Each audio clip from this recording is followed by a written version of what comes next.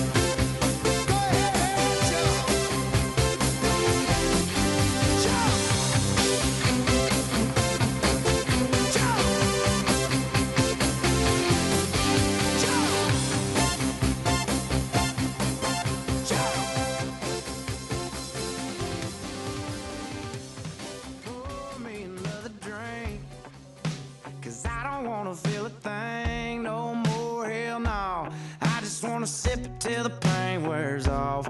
Pour me another round. Line 'em up and knock 'em down. Two more, let's go.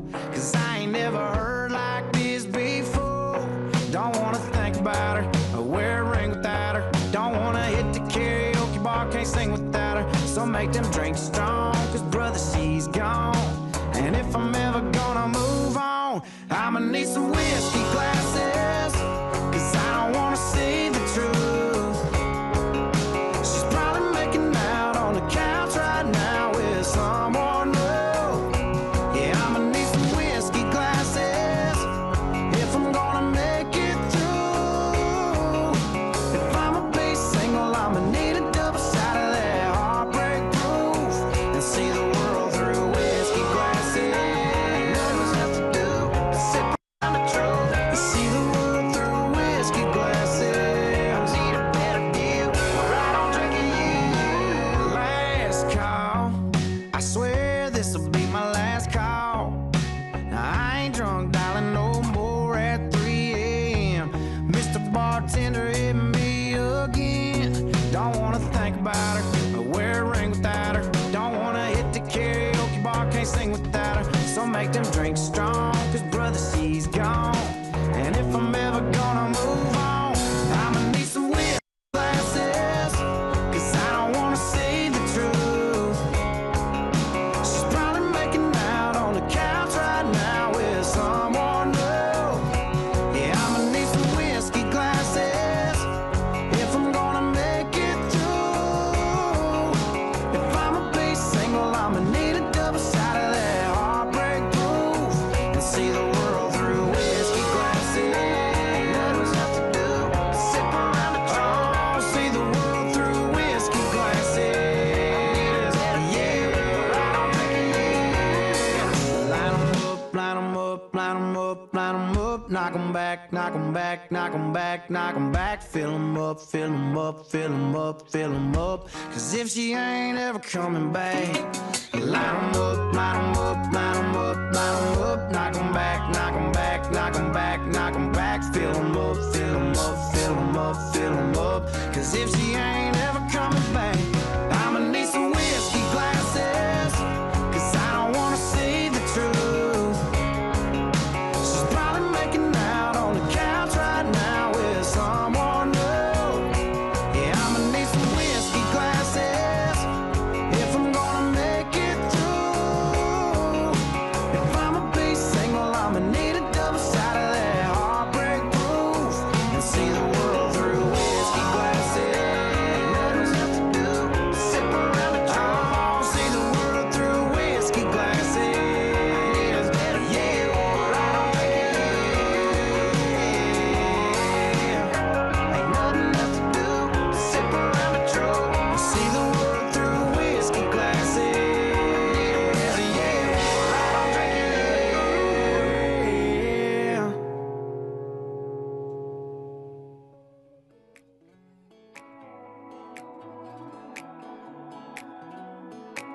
Yeah, I've been throwing down the whiskey. I ought to get my money back. And someone said it drowns a memory. Oh, but it ain't doing jack. Yeah, I've been sipping, I've been buzzing, shooting doubles like it's nothing, all but nothing makes you go away. I need something you prove, something stronger than I'm used to. Yeah, I've been pulling 92 hard to feel like nothing's gonna cut it, that's the hard truth. Yeah, I need something you prove. Oh, I need something you prove. Put 'em up till they shutting them down, yeah. You never ain't not around, yeah. Don't matter what time, what town, I can't get you gone. Turn the bar, yeah, upside down. Just looking for something that does it. I give 'em all my money, ain't nobody selling nothing you prove. Something stronger than I'm used to. Yeah, I've been pulling 92 hard to feel like nothing's gonna cut it, that's the hard truth. Yeah, I need some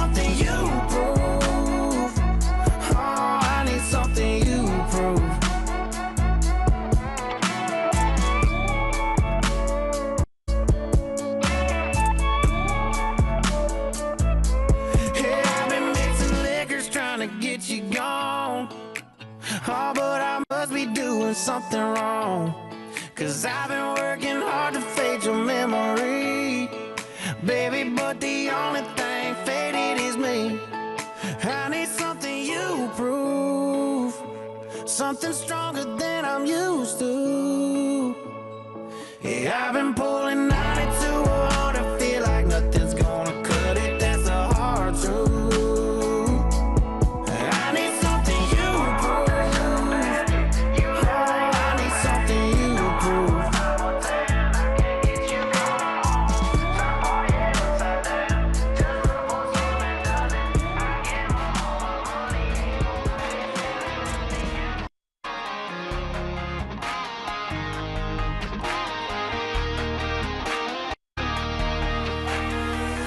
Mixtapes got a little Hank, little Drake, a little something bumping, thumping on the wheel, right? The mix in our drinks a little stronger than you think, so get a grip, take a sip of that feel, right?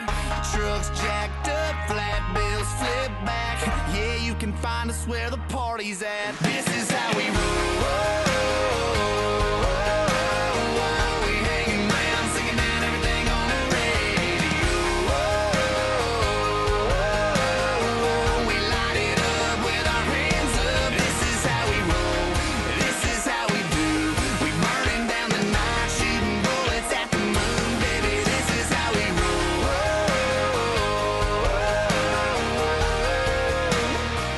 Yeah, baby, this is how we roll.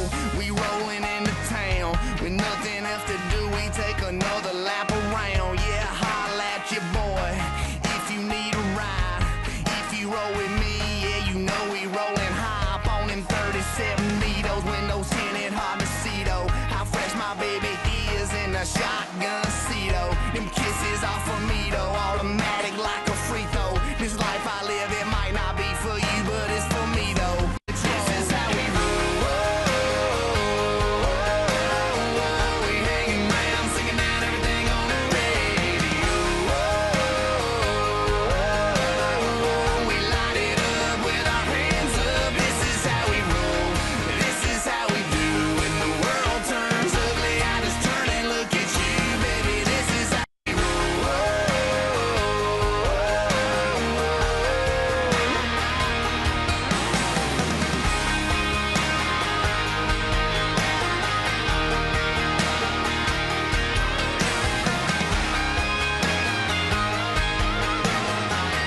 And we gon' sing it to 'em. Yeah, we're proud to be young. We stick to our guns. We love who we love and we wanna have fun. Yeah, we cuss on them Mondays and pray on them Sundays. Pass it around and we dream about one day. 'Cause this is how we roll. Come on, y'all, we hanging round, singing down everything on the radio. We light it up with our hands up. This is how we roll. This is how we ride. We're slanging up the mud, cutting through the countryside, baby. This is how we roll.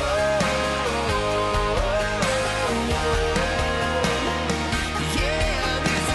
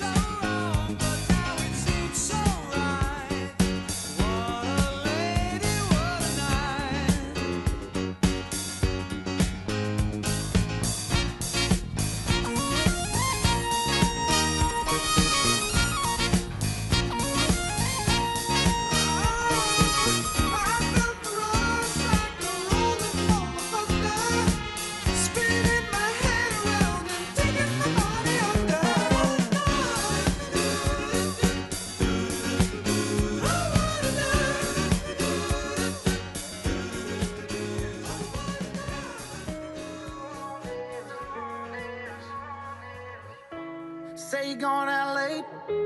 I count down till you call me.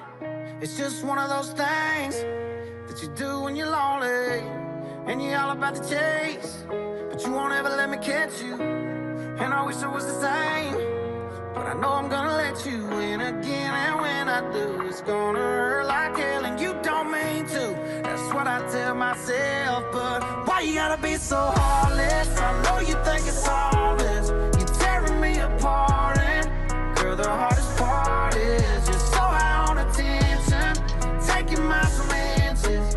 Leave me in the darkness, never finish what we started. Girl, why you gotta be so heartless? Why you gotta be so heartless? Monday night was definitely not a night. Tuesday night was just another fight. Wednesday I thought everything would change. Thursday came and it was still the same. Friday night we went out on the town. Saturday we should've burned it down. Sunday morning came and now you're gone. I should probably know this shit by now. Oh, I should probably know this shit by now, but no, no. Why you gotta be so heartless? I know you think it's all this. You're tearing me apart, and girl, the hardest part is you're so high on attention, taking my some inches. Leave me in the darkness, never finish what we started. Girl, why you gotta be so heartless? Why you gotta be so heartless? Girl, why you gotta be so in between loving me and leaving, leaving? Oh, I should probably know this shit by now, but no, no. Why you gotta be so heartless? I know you think it's all this. You're tearing me apart, and girl, the hardest part is you're so high on attention, taking my some inches.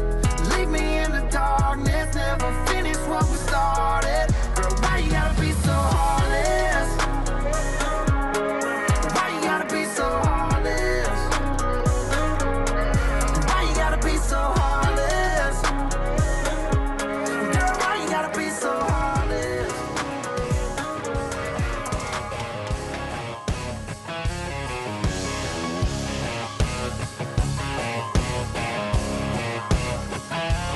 I've had a largemouth ass bust my line, a couple beautiful girls tell me goodbye. Trucks break down, dogs run off, politicians lie, been fired by the boss. It takes one hand to count the things I can count on. No, there ain't much man that ain't ever let me down. Long hair.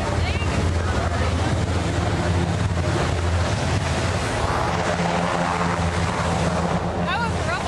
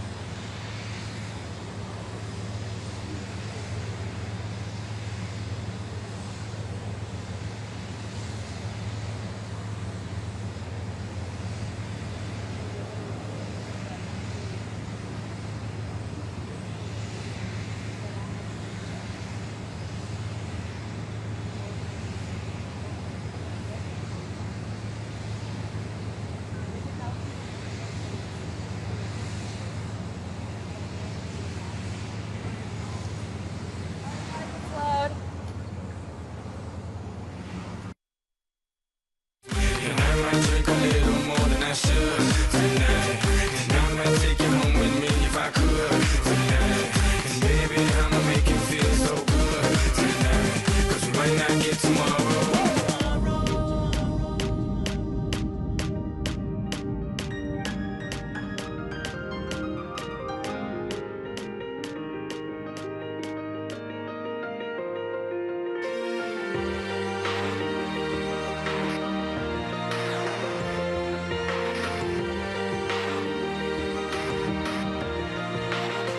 Yeah, you can be the greatest, you can be the best, you can be the King Kong banging on your chest. You could beat the world, you could beat the war. You could talk to God, go banging on his door. You can throw your hands up, you can beat the clock. Yeah. You can move a mountain, you can break rocks. You could be a master, don't wait for luck.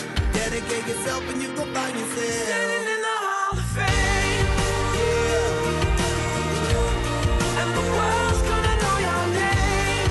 yeah, 'Cause you burn with the God's flame, yeah, and the world's gonna know your name. And you'll be on the walls of the Hall of Fame. You can go the distance, you can run the mile, you can walk straight through hell with a smile. you could be the hero, you could get the gold. Breaking all the records they thought never could be broke. Yeah, do it for your people, do it for your pride. Are you ever gonna know if you never even try? Do it for your country, do it for your name. Cause there's gonna be a day when you're Standing in the Hall of Fame, and the world's gonna know your name. 'Cause you burn with the God's flame, and the world's gonna know your name. And you'll be on the walls of the Hall of Fame. be a champion. Be a champion. Be a champion. Be a champion. Be students, be teachers, be politicians, be preachers. Yeah. Be believers, be leaders, be astronauts, be champions, be truth seekers. Be students, be teachers, be politicians, be preachers. Yeah. Be believers, be leaders, be astronauts, be champions. Standing in the Hall of Fame, and the world's gonna know your name. 'Cause you burn with the God's flame, and the world's gonna know your name. You'll be on the walls of the Hall of Fame. Be a champion, you can be the best. You can be a champion, banging on your chest. You can be a champion, be the war. You can be a champion, banging on the wall. You can be a champion, You can beat the clock, you can move a mountain, you can break rocks. you can be a champion, don't wait for luck. Dedicate your champion, Standing in the Hall of Fame. Too much love drives a man insane. You broke my will, but what a thrill. Couldn't it rig a great ball of fire? I left in love, all I thought it was funny. But you came along and you moved me, honey. I changed my mind, this love is fine. Couldn't it rig and greeting balls of fire? Kiss me, baby. Ooh, it feels good. Hold me, baby. Yeah, you gotta let me love you like a lover should. You're fine, so kind. I'm gonna tell this world that you're mine, mine, mine, mine. I chew my nails, I twiddle my thumbs. I'm getting nervous, honey, but it sure is fun. Come on, baby, you drive me crazy. Couldn't it reach your great balls of fire?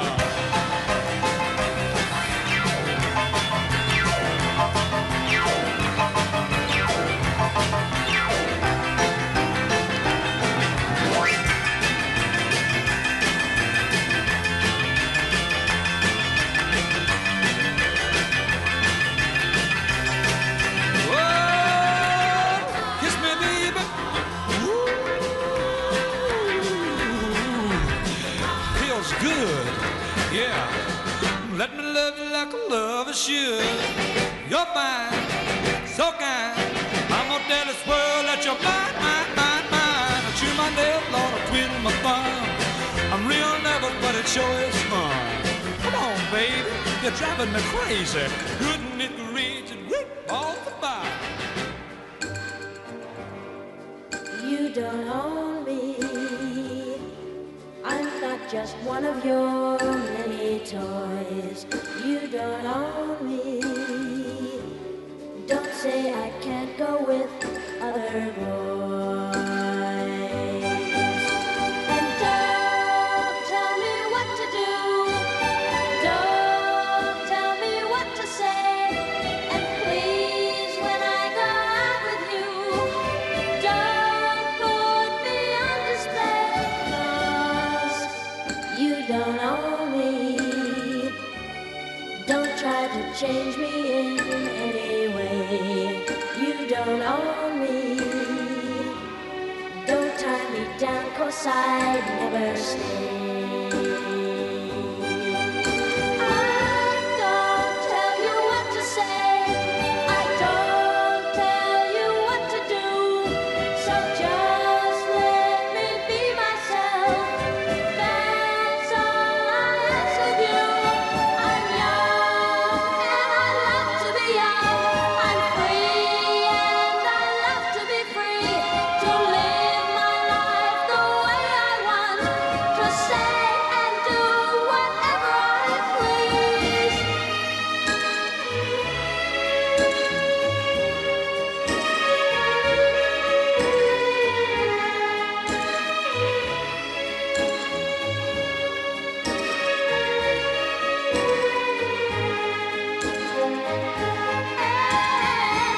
Don't tell me what to do.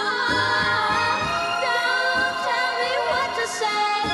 And please, when I go out with you, don't put me on display. I don't tell you what to say. Don't tell you what to do. So just let me be myself. That's all I ask of you. I'm young and I love to be young. Jolene, Jolene, Jolene, Jolene, I'm begging of you, please don't take my man. Jolene, Jolene, Jolene, Jolene, please don't take him just because you can. Your beauty is beyond compare, with flaming locks of auburn hair, with ivory skin and eyes of emerald green. Your smile is like a breath of spring. Your voice is soft like summer rain, and I cannot compete with you, Jolene. He talks about you in his sleep, and there's nothing I can do to keep from crying when he calls your name, Jolene. And I can easily understand how you could easily take my man, but you don't know what he means to me, Jolene. Jolene, Jolene, Jolene, Jolene, I'm begging of you, please don't take my man. Jolene, Jolene, Jolene, Jolene, please don't take him just because you can. You could have your choice of men, but I could never love again. He's the only one for me, Jolene. I had to have this talk with you. My happiness depends on you, and whatever you decide to do, Jolene. Jolene, Jolene, Jolene, Jolene, I'm begging of you, please don't take my man. Jolene, Jolene, Jolene, Jolene, please don't take him even though you can.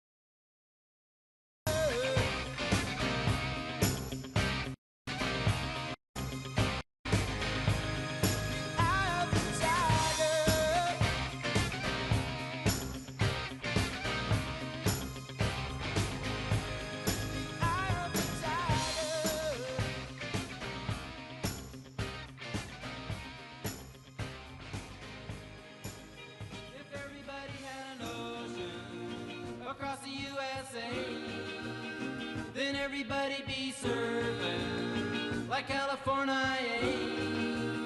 You'd see them wearing their baggies, Warachi sandals too, a bushy blonde hairdo, surfing USA. You'll catch them surfing at the Ventura County line, outside USA. Santa Cruz and Trinidad, Australia's Caribbean, outside USA. All over Manhattan, outside USA. And down Doheny Way, outside. Everybody's gone surfing USA.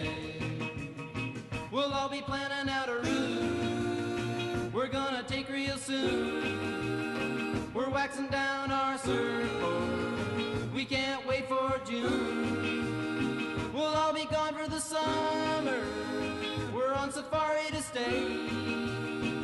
Tell the teacher we're surfing USA. And Anchor Keys and Swan, outside USA. Pacific Palisades, outside USA. San Onofre and Sun, outside USA. Redondo Beach, LA, outside USA. All over La Jolla, outside USA. At Waimea Bay, outside. Everybody's gone surfing USA.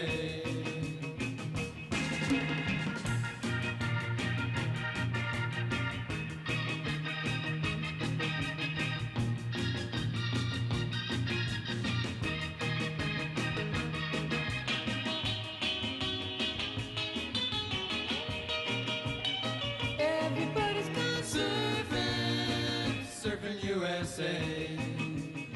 Everybody's gone surfing USA.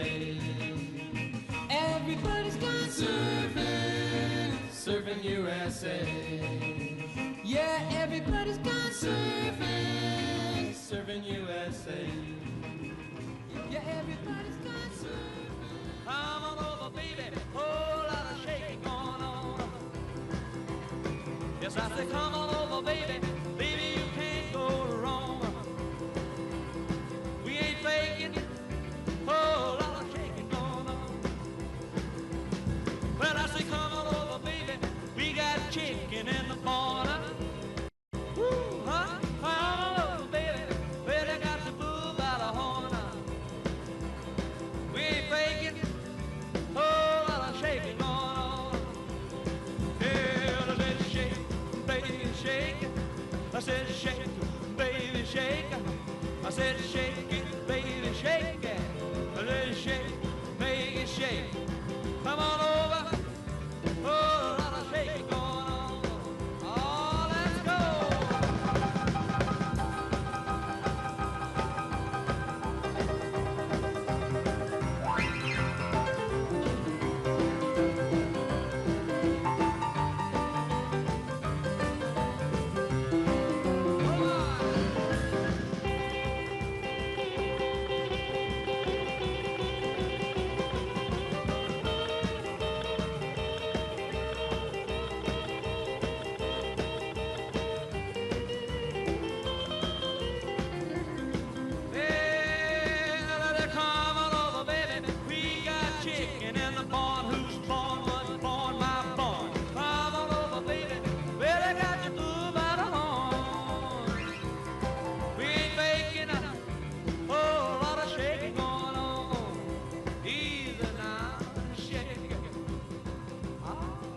Shake it, baby. Yeah. You can shake it one time for me. Has to come over, baby. Oh, a lot of shaking going on. Now let's get real low one time now. Shake, baby, shake. All you gotta do, honey, is kind of stand in one spot. Wiggle around just a little bit. That's when you got it. Yeah. Oh, baby, oh, a lot of shaking going on. Now let's go one time. Shake it, baby, shake it. Shake it, baby, shake it. Ooh, shake it, baby. Come on, baby, shake it, baby, shake it. Come on up. Oh, a lot of shaking going on. You used to say live and let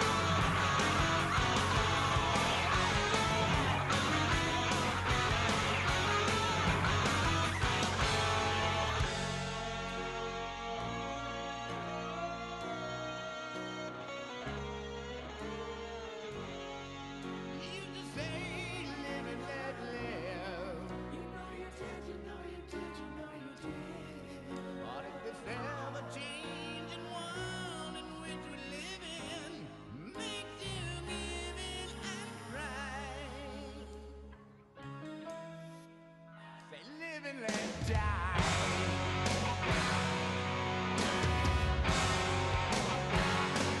Live and let die.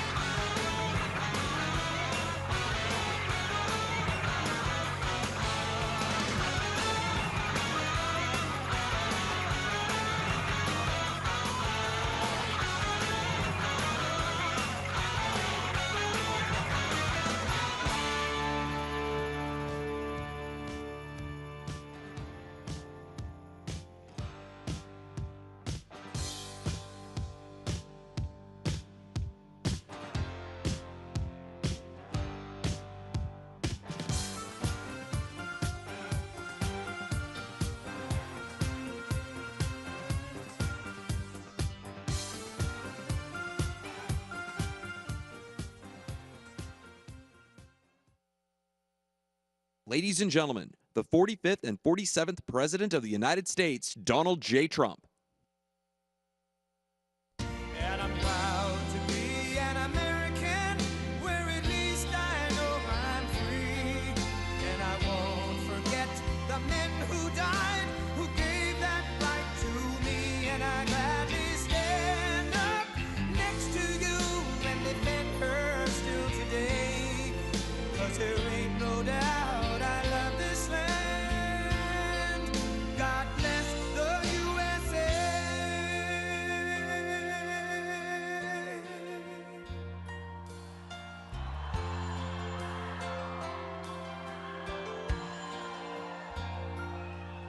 From the lakes of Minnesota to the hills of Tennessee, across the plains of Texas, from sea to shining sea, from Detroit down to Houston and New York to LA, where there's pride in every American heart, and it's time we stand and say that I'm proud to be an American, where at least I know I'm free. And I won't forget the men who died, who gave that right to me. And I gladly stand up next to you and defend her still today. 'Cause there ain't no doubt I love this land. God bless the USA.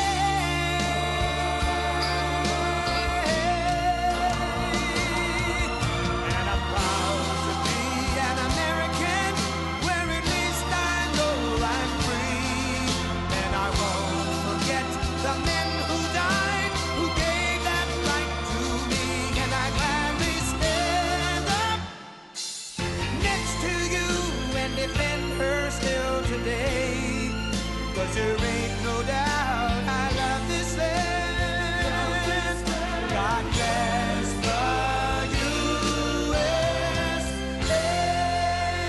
USA.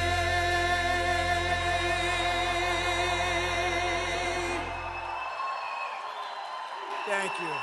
Thank you very much.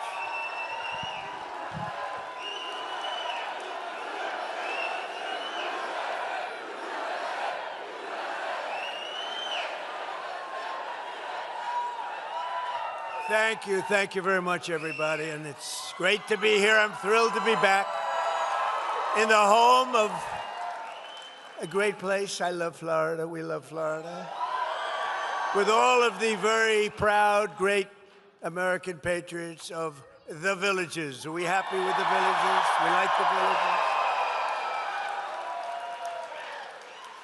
Now, you know, I shouldn't be here. There was just an attempt, I won't use the word, an attempt, they say, on my life.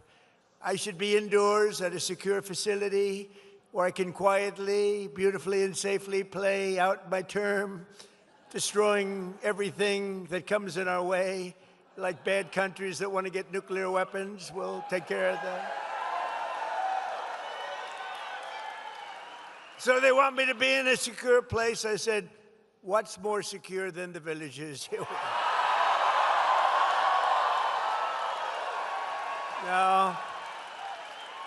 I heard the seniors were waiting at the villages, and there's no way we got like 97% of the vote. Remember all those frauds? They said, whoa.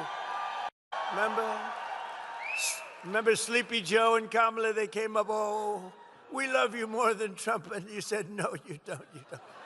You don't love us more, you a bunch of phony bastards. But as you know, this is the single largest community of seniors anywhere in the world, and frankly, it's the largest crowd you've ever had assembled. You know, it's very interesting. They built this, but when I first started, they didn't have this. We had a little tiny room, so we went outside. We had a tremendous crowd, but I don't know if you see what's going on. They have an overflow room that's bigger than this. Why the hell didn't I go there to start off with? What's going on? And then they have outside, they have thousands and thousands of people, and we love them all. We love them all. So,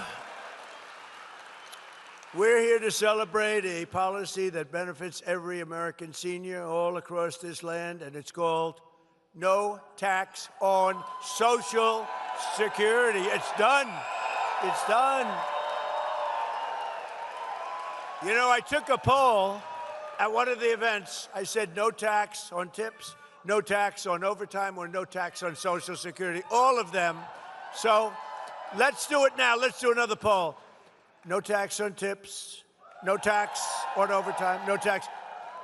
So what you do is you're going to cheer for the one you like the most of the three, all right? No tax on tips. No tax on overtime. No tax on Social Security.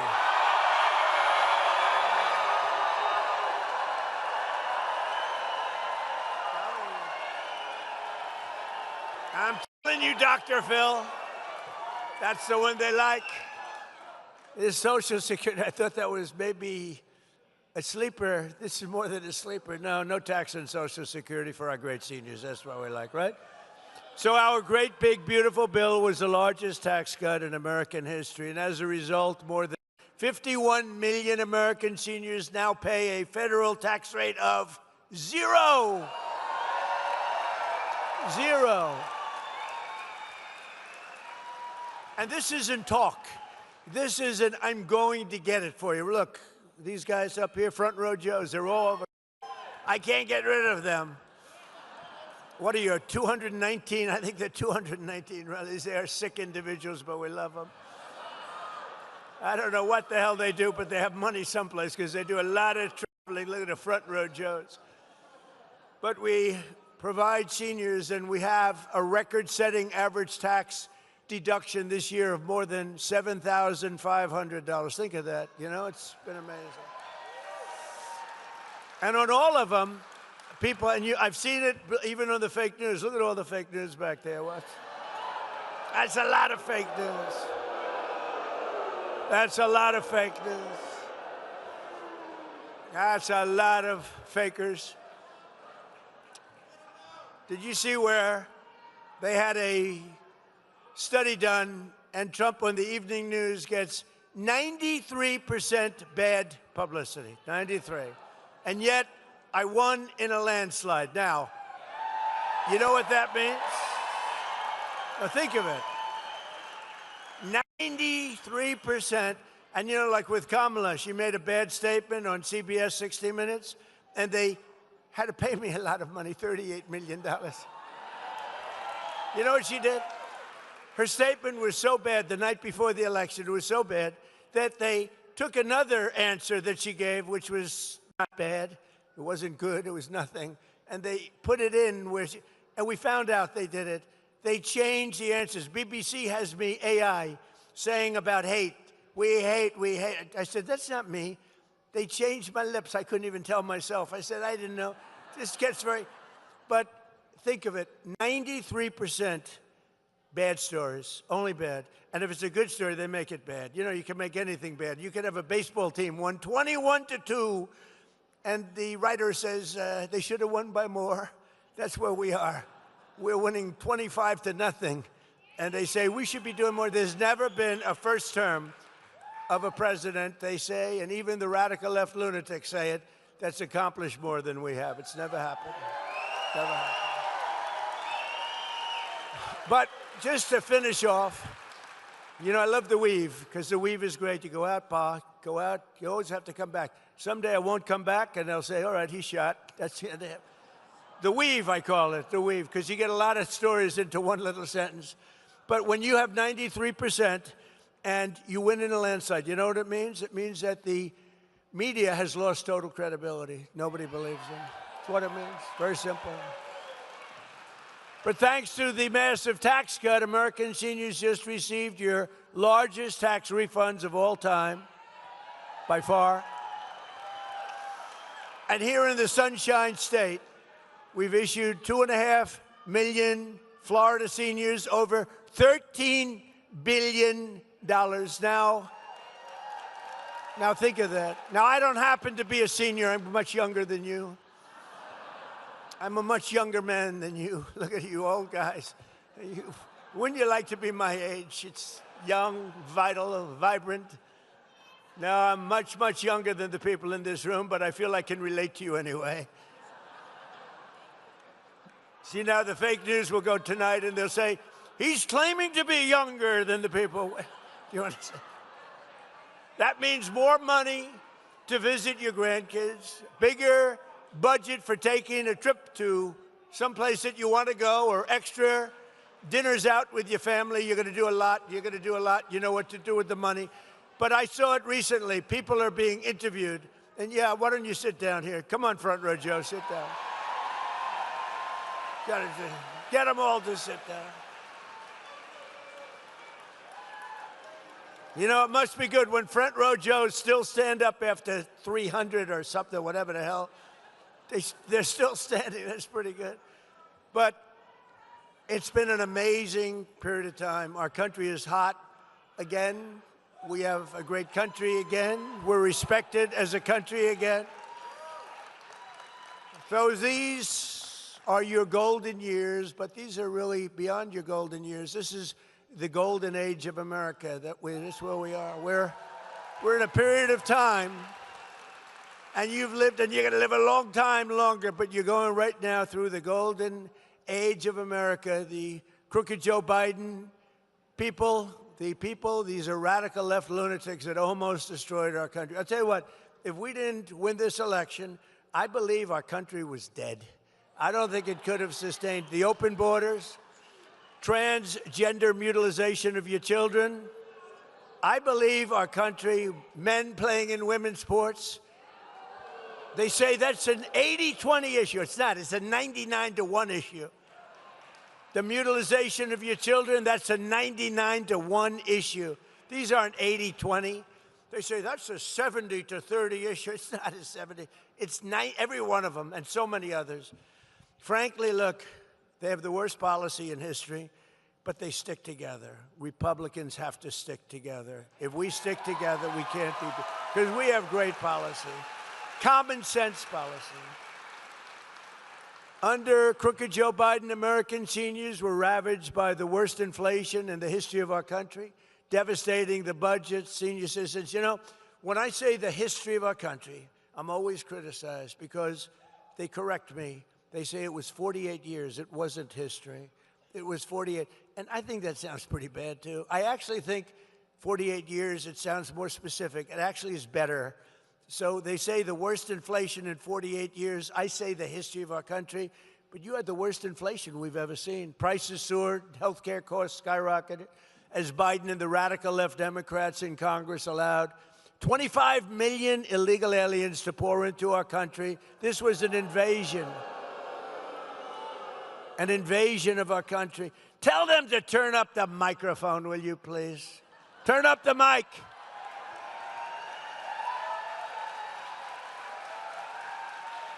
You know, I hate it. You pay these guys a lot of money, and then you get up and the mic isn't on properly. And then they want their money, and I don't believe in paying people to do a bad job. I only like to pay people. I pay early. And I'm screaming my ass off because the mic is no good. Turn the mic up, please. Amazing.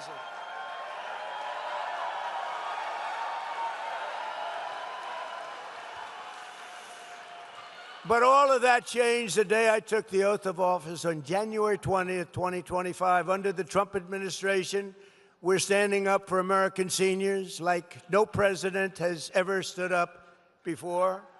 And just as I promised, we're strongly protecting Social Security and Medicare, and we always will. We have a man here who knows more about Medicaid, Medicare, medical crap than any human being. Where's Dr. Oz? Where the hell are you? Stand up.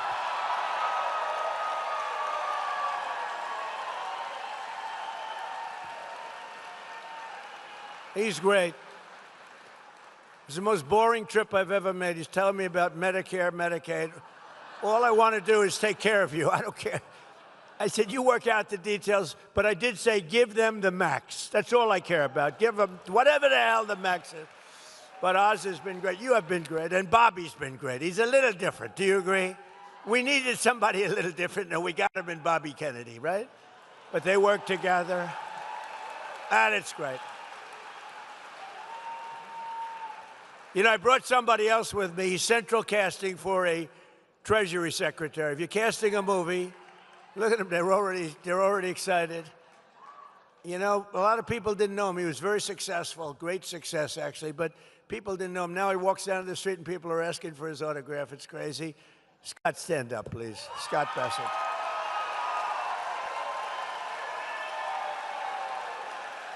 They wanted to be here. You know, I gave him an option. I said, I can meet you guys later. No, you're going to the villages. We want to be with you, so it's sort of cool. We got a lot of celebrities here, actually. But together with the Republicans in Congress, we've removed nearly 300,000 illegal aliens from the Social Security roll. And we've removed more than 100,000 migrants from Medicare eligibility. 100,000, and the number's going up. What we're really doing is saving Social Security because it was so rife with fraud, and the Democrats didn't care. They couldn't care less. All they care about is Trump derangement syndrome. They are sick. They are lunatics. We're dealing with lunatics.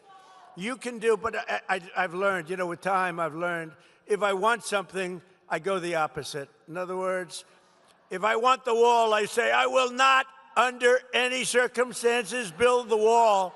And they give me all the money I want. True, just go the opposite. They're crazy. They're crazy. It actually is a disease. I think they're going to register it next week, Trump derangement syndrome. They're going to, TDS, it's commonly known as TDS. This man has an incurable case of TDS. To further stop Medicare and Medicaid from being looted by criminals and thugs, we've launched a war on fraud. You've been watching it in the papers. We're all over Minnesota, California, all over the place. They're taking down hundreds and hundreds and even thousands of people a week and a day. It's led by great Vice President J.D. Vance. He's doing a great job. I said, J.D., I want that job. I want to do it as president. They said, you better, let's do a little delegation, please. But J.D.'s done a great job. Thousands and thousands of people are, it's a fraud. I mean, look at the wonderful country. It's a beautiful country. You should try it sometime. Somalia, it's a beautiful place. It's got no government. It's got no military.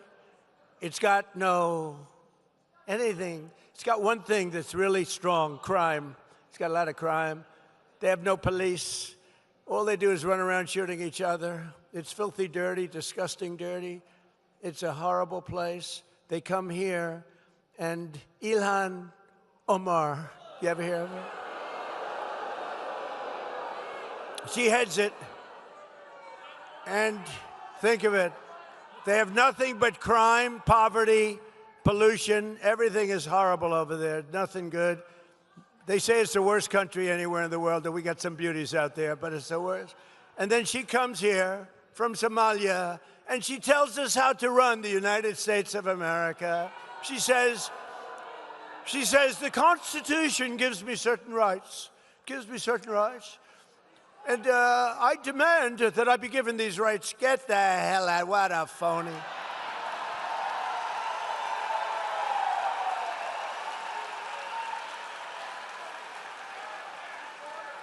And then she married a brother to come in. I don't know, you're not. But I would imagine they're looking at her. I have nothing to do with it. I would imagine. Of course I have nothing to do. I have nothing, but I believe she married her brother, which is totally illegal. Although it's a lovely couple, actually, but it's a little bit on the illegal side. Darling, I love you very much. Good night, brother. Let's go to bed. Good night. Isn't she despicable? I can't stand watching her. I can't stand. Did you see last month, she accidentally checked the wrong box. It said she was worth $38 million. And law enforcement came after her for that. And then all of a sudden, she was worth less than $80,000. And she said it was accounting. It was an accounting error. That was not a very good accountant, was it? Huh? No, their whole life is based on fraud and a scam. The whole thing is a scam, and we ought to get those people the hell out of our country.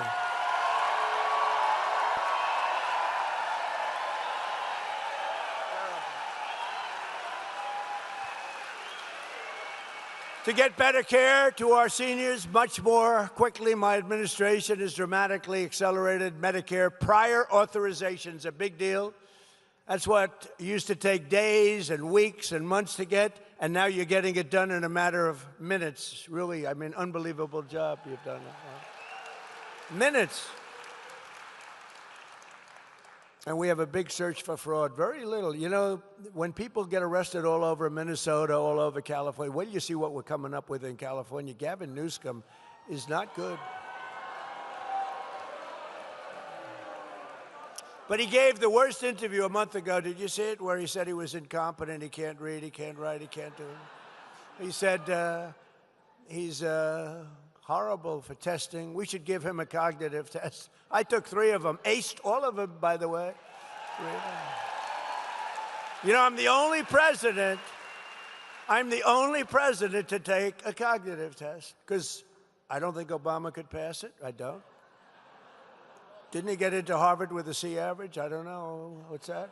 I don't think he could pass it. I don't think, well, Biden isn't. Give me a break. You know, the first question is very easy. It's a lion, a giraffe, a bear, and a shark. They say, which one is the bear? And everybody says, oh, 30 questions. Everyone says, very standard. It's a very standard test, but very tough around those last 10 questions. Not too many people, even in this very room, unlike Newsom, I'll say, this room of geniuses. He said, I'm in a room of dumb people. That was not good.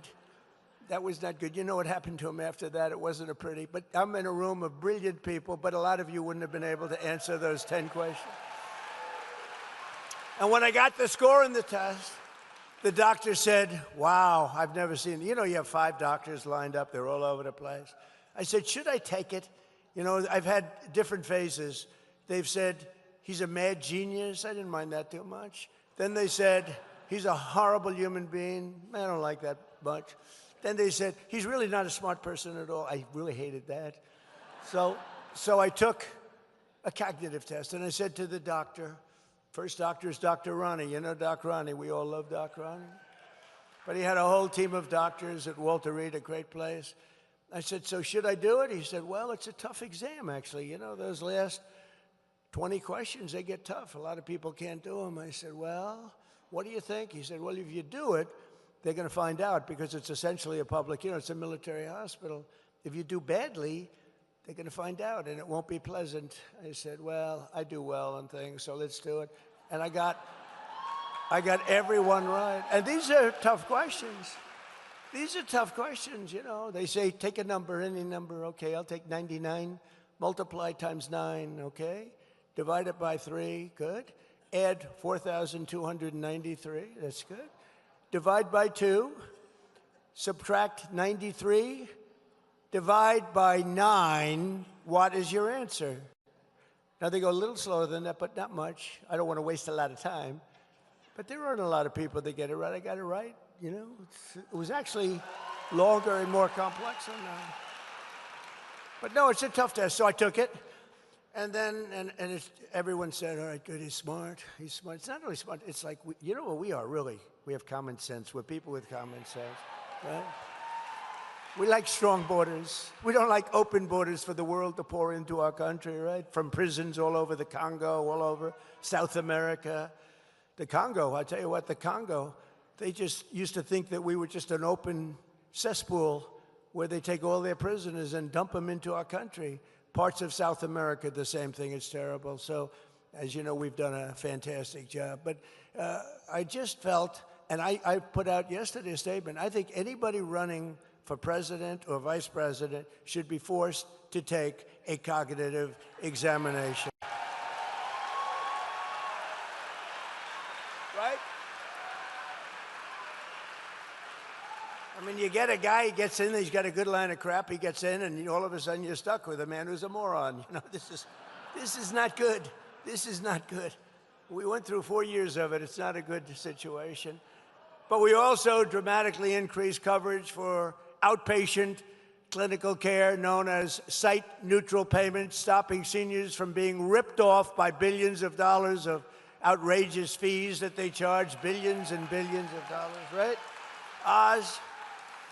And on top of these major Medicare improvements, I'm pleased to report today that we have authorized $210 million in rural health care funding for the great state of Florida.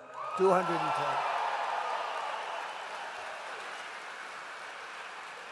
We're taking some of the money that they scammed. You know, we're catching billions of dollars, billions.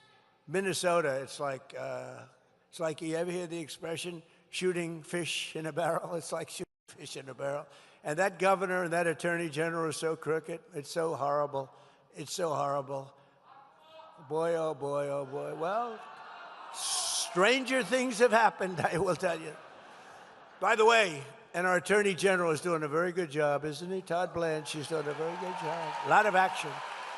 There's a lot of pent-up action. Perhaps most importantly for our great seniors, I've secured the largest reduction in drug prices in American history. You say it. Under my most favored nation agreements, we are delivering you the record-setting discounts with price differences of 400%, 500%, and 600, 700, and even sometimes 800% reductions. Now, some people would say it's 80, 90, 70. It depends on the way you phrase the statement. But it could be 500, 600%. It could be 90%. It doesn't matter.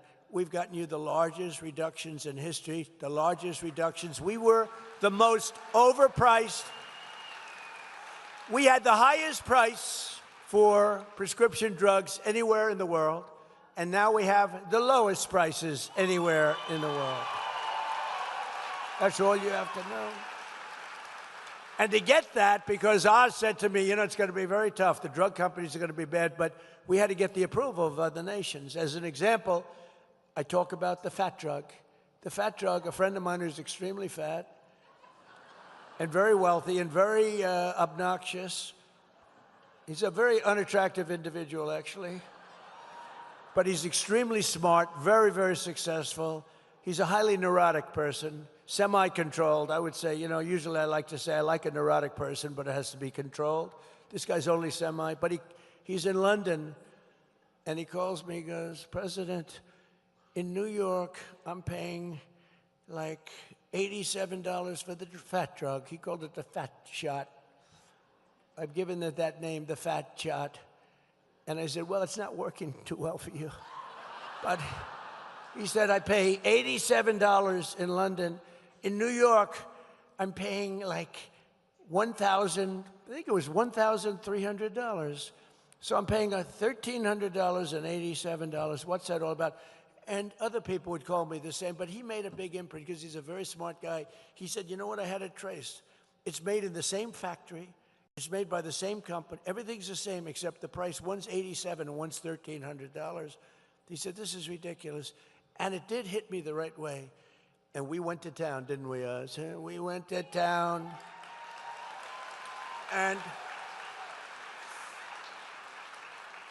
And we shamed the drug prices because they were, for years, said, well, you know, it's research and development. I said, well, it's research and development for them also, right? But we got them. They weren't easy, but we got all of them lined up. But they said it didn't matter. The reason we got them, because they said we'd never get the other countries. We had to get approval of the other countries where they'd have to double their prices and triple their prices. Because we come way down, they go up a little bit, because the world is bigger than us, right? So they go up a little bit. So I'd call up, like, as an example, France. I spoke with Macron, right? You know Macron, he's a wonderful guy, president of the country, nice guy. So I say, Emmanuel, your drug prices are a tiny fraction of ours. We can't have that. We're going to have to raise it. No, no, no, Donald, I will not do that. No, no, you will do it, Emmanuel. No, you'll do it. 100% you're going to do it. No, no, no, I will not do it. And this went on for about 2 minutes. I'm saying you will. He's saying he won't. So most people would say he won't do it. Then I said to him, Emmanuel, if you don't do it, I'm going to put a 250% tariff on all wines and champagnes that you ship into our country.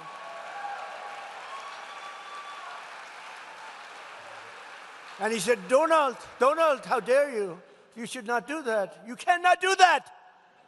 And I said, no, I'm going to do it. Okay, you have a deal. That was it. That was it. And I told Oz couldn't believe it. He couldn't believe it. And we had the same thing with Germany.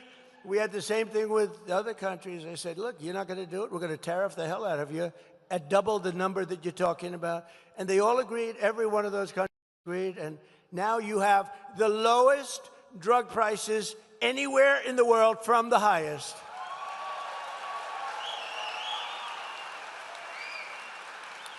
And that alone should win us the midterms. But, you know, the fake news doesn't like to write about it. They don't even like, I noticed a couple of the cameras went off when I was talking about it.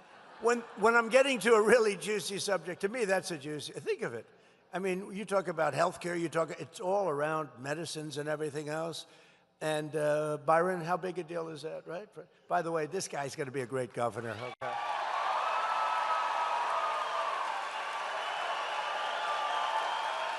Gonna be great. Ag Commissioner, you just stand up. What a job he's doing. What a job he's doing. My Ag Commissioner, who I endorsed a long time.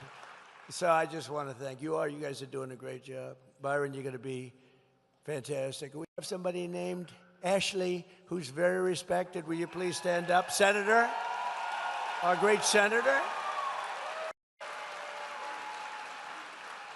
I suppose you're all leading like a lot, but remember, make it too big to rig. You got to go out and vote. Don't assume anything, you know. We did great in the second election. It was a rigged election, but we did great. And I said, well, I had the ultimate poll because we won the second election by a lot. So that's a good poll, so we did it again. And I said, too big to rig. You got to make it too big. They showed me leading by a lot. I said, don't be fooled, just go out and vote because they are cheaters. They cheat like hell. But all of you have to do, and really what you want to do is Trump, and I didn't name it. This was named by Bobby Kennedy and Dr. Oz. I did not name it. Is that right? I said, what is that? TrumpRx.gov, okay? I said, everyone thinks I put my name on it. I don't think I'm going to put my name on medical things. I mean, you know. Medical things can be very dangerous to have your name on, to be honest with you, but it's setting, I guess, records from what I understand. There's never been anything like it. So TrumpRx.gov, go to it and buy your medicines for very little money. Very little money, difference. Nobody's ever seen anything like it. And I wish the press would talk about it, but the word is out, and it doesn't probably matter that much. The word is out. They don't want to talk about, they only want to talk about the bad. But this is really something that's special. I'm very proud of it. Today, I'm thrilled to announce that starting on July 1st, we will also provide Medicare patients with the coverage for weight loss drugs like Ozempic, Zepbound, Wegovy. It will be available for $50 a month. $50 a month. Wow. Now think of that, $50 a month. So if it was $1,300, now it's $50, and the $1,300 doesn't cover a whole month, so it's really even more than that. So it's now down to $50. So That's where you get it. And also, and you remember when I cut insulin and I got it down to $25 insulin, it was $2,000. And that was before this. That was before this. I'm so glad you mentioned insulin. You know, when I got insulin done, it was at the end of my term, and I got it done, but it doesn't kick in statutorily for 2 years. And I said, I better win the election. This is going into the second election, because what a job I did. And, you know, insulin was at like $1,000, $2,000, $3,000. I got it to $25, but it kicked in. It kicked in about a year and a half, 2 years later. Statutorily, you had to wait a period of time and all of that nonsense. So I said, boy, I better win, because if I don't, some guy is going to take credit for something that I did that they could have never done. Lo and behold, the election was rigged. And I saw Biden a year later standing up there saying, I did a great job on insulin. He doesn't even know what the hell, he had no idea. And I was standing there seething. I was watching television. You know what it is to seethe? I seethe a lot. But this is one of the times I was seething. Oz knows that. I was so angry. I said, I did it, and I didn't get credit for it. We did a lot of things we didn't get credit for, but I guess I did, because here I am, I'm president. I guess I did.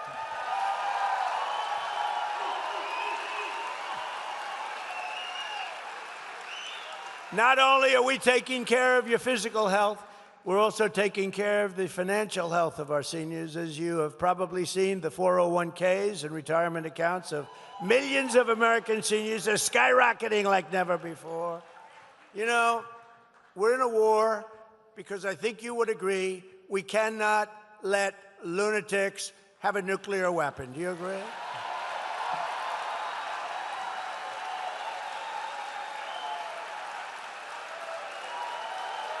Whoa.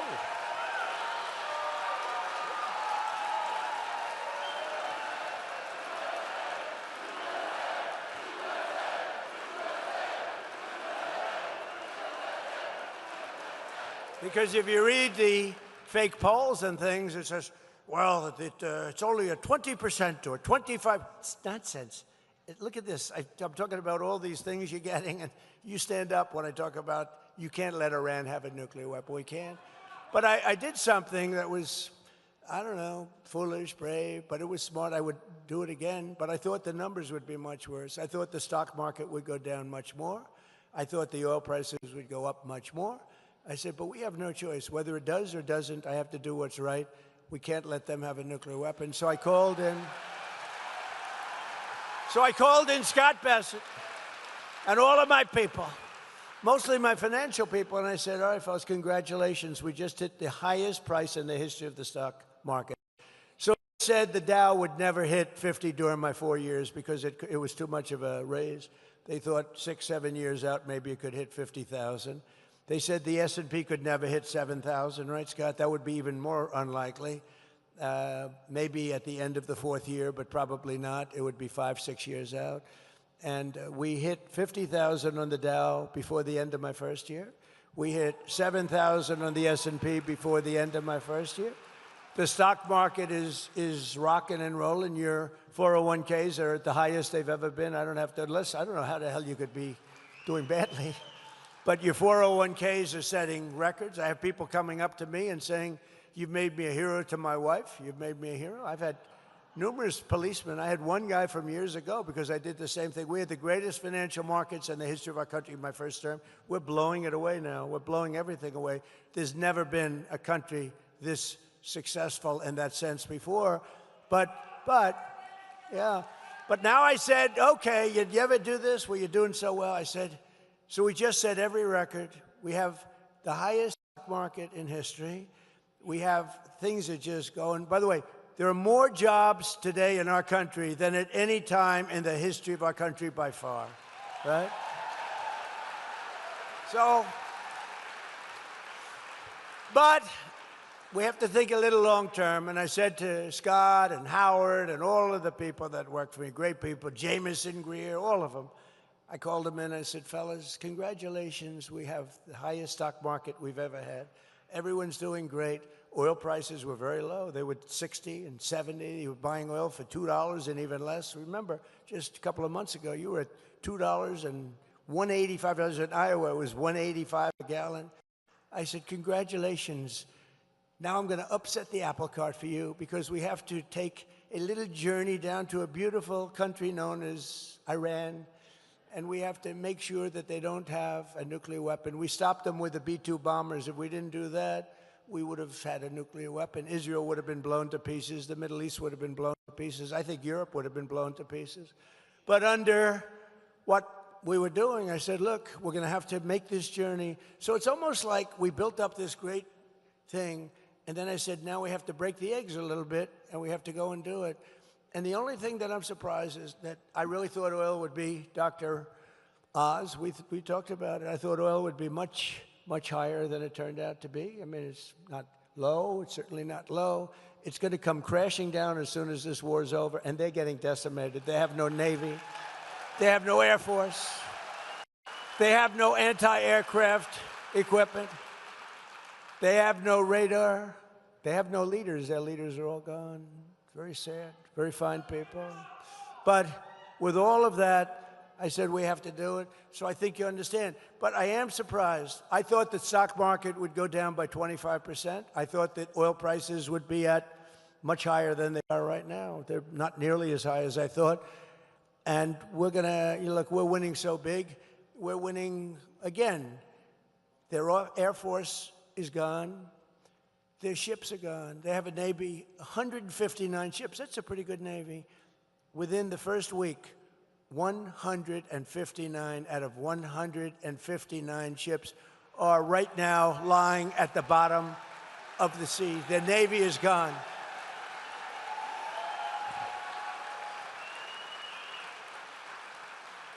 And we're discussing, I spoke to him today, we're discussing, it's a little hard to figure out who their leaders are, frankly.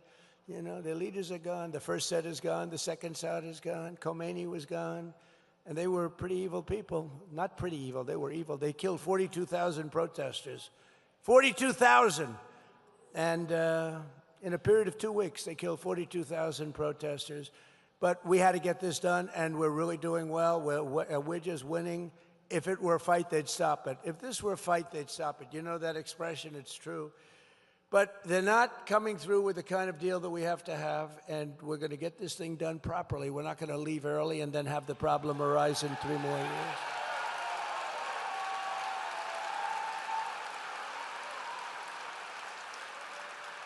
Under 4 years of Crooked Joe, I go crooked and sleepy.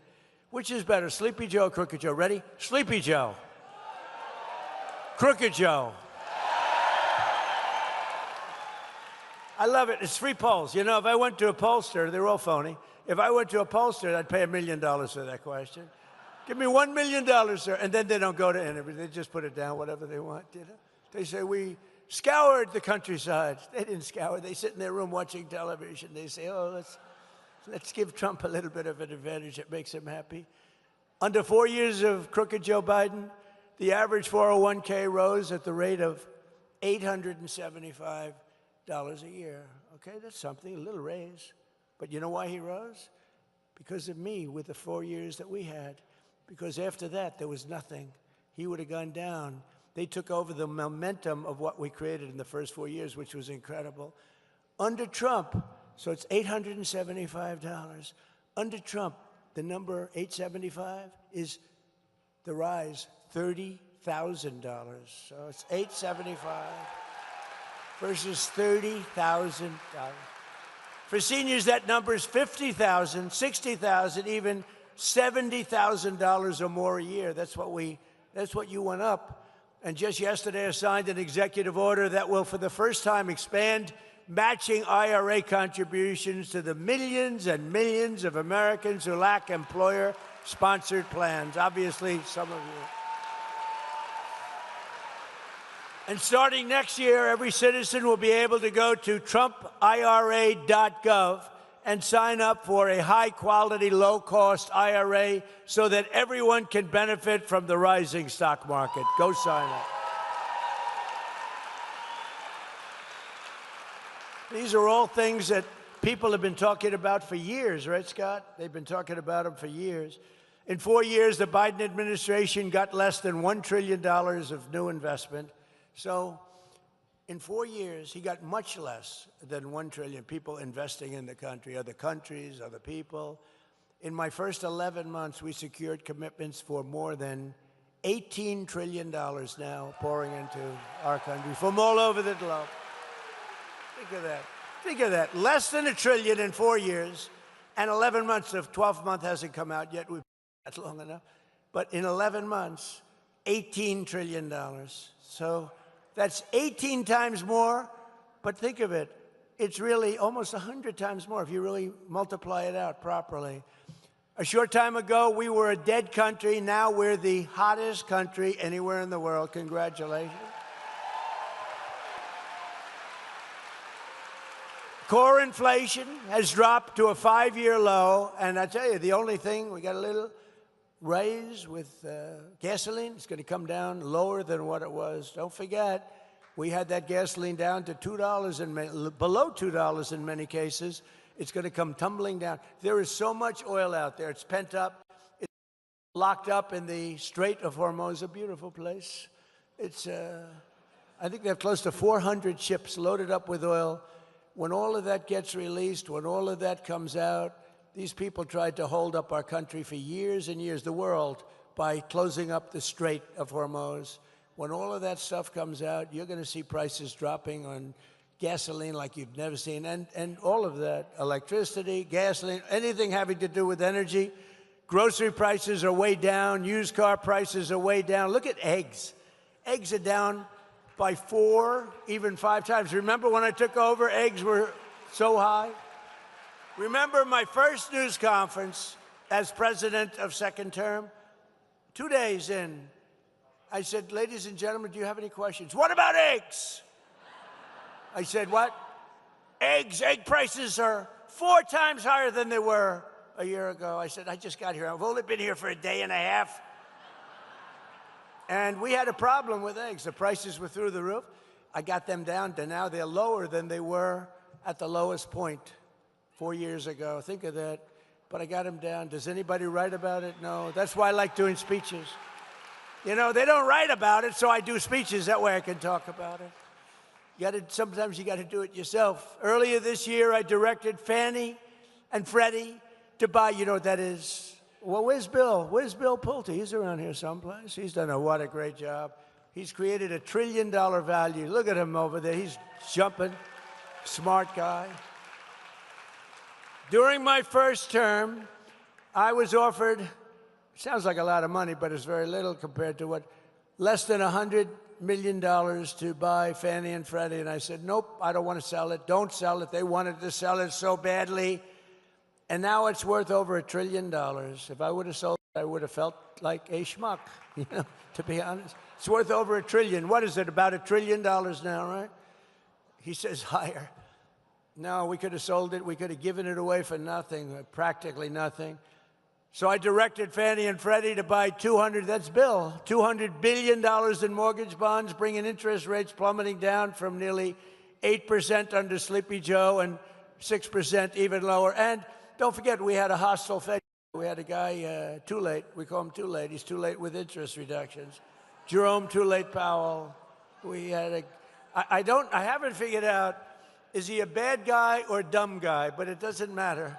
The end result, he's either dumb, bad, maybe he's a combination of both. But in any event, because rates, we would have had them even lower, but we've done great considering that we're fighting. Now we have a great Federal Reserve chair coming in, and he's going to be fantastic, Kevin Warsh. We've reduced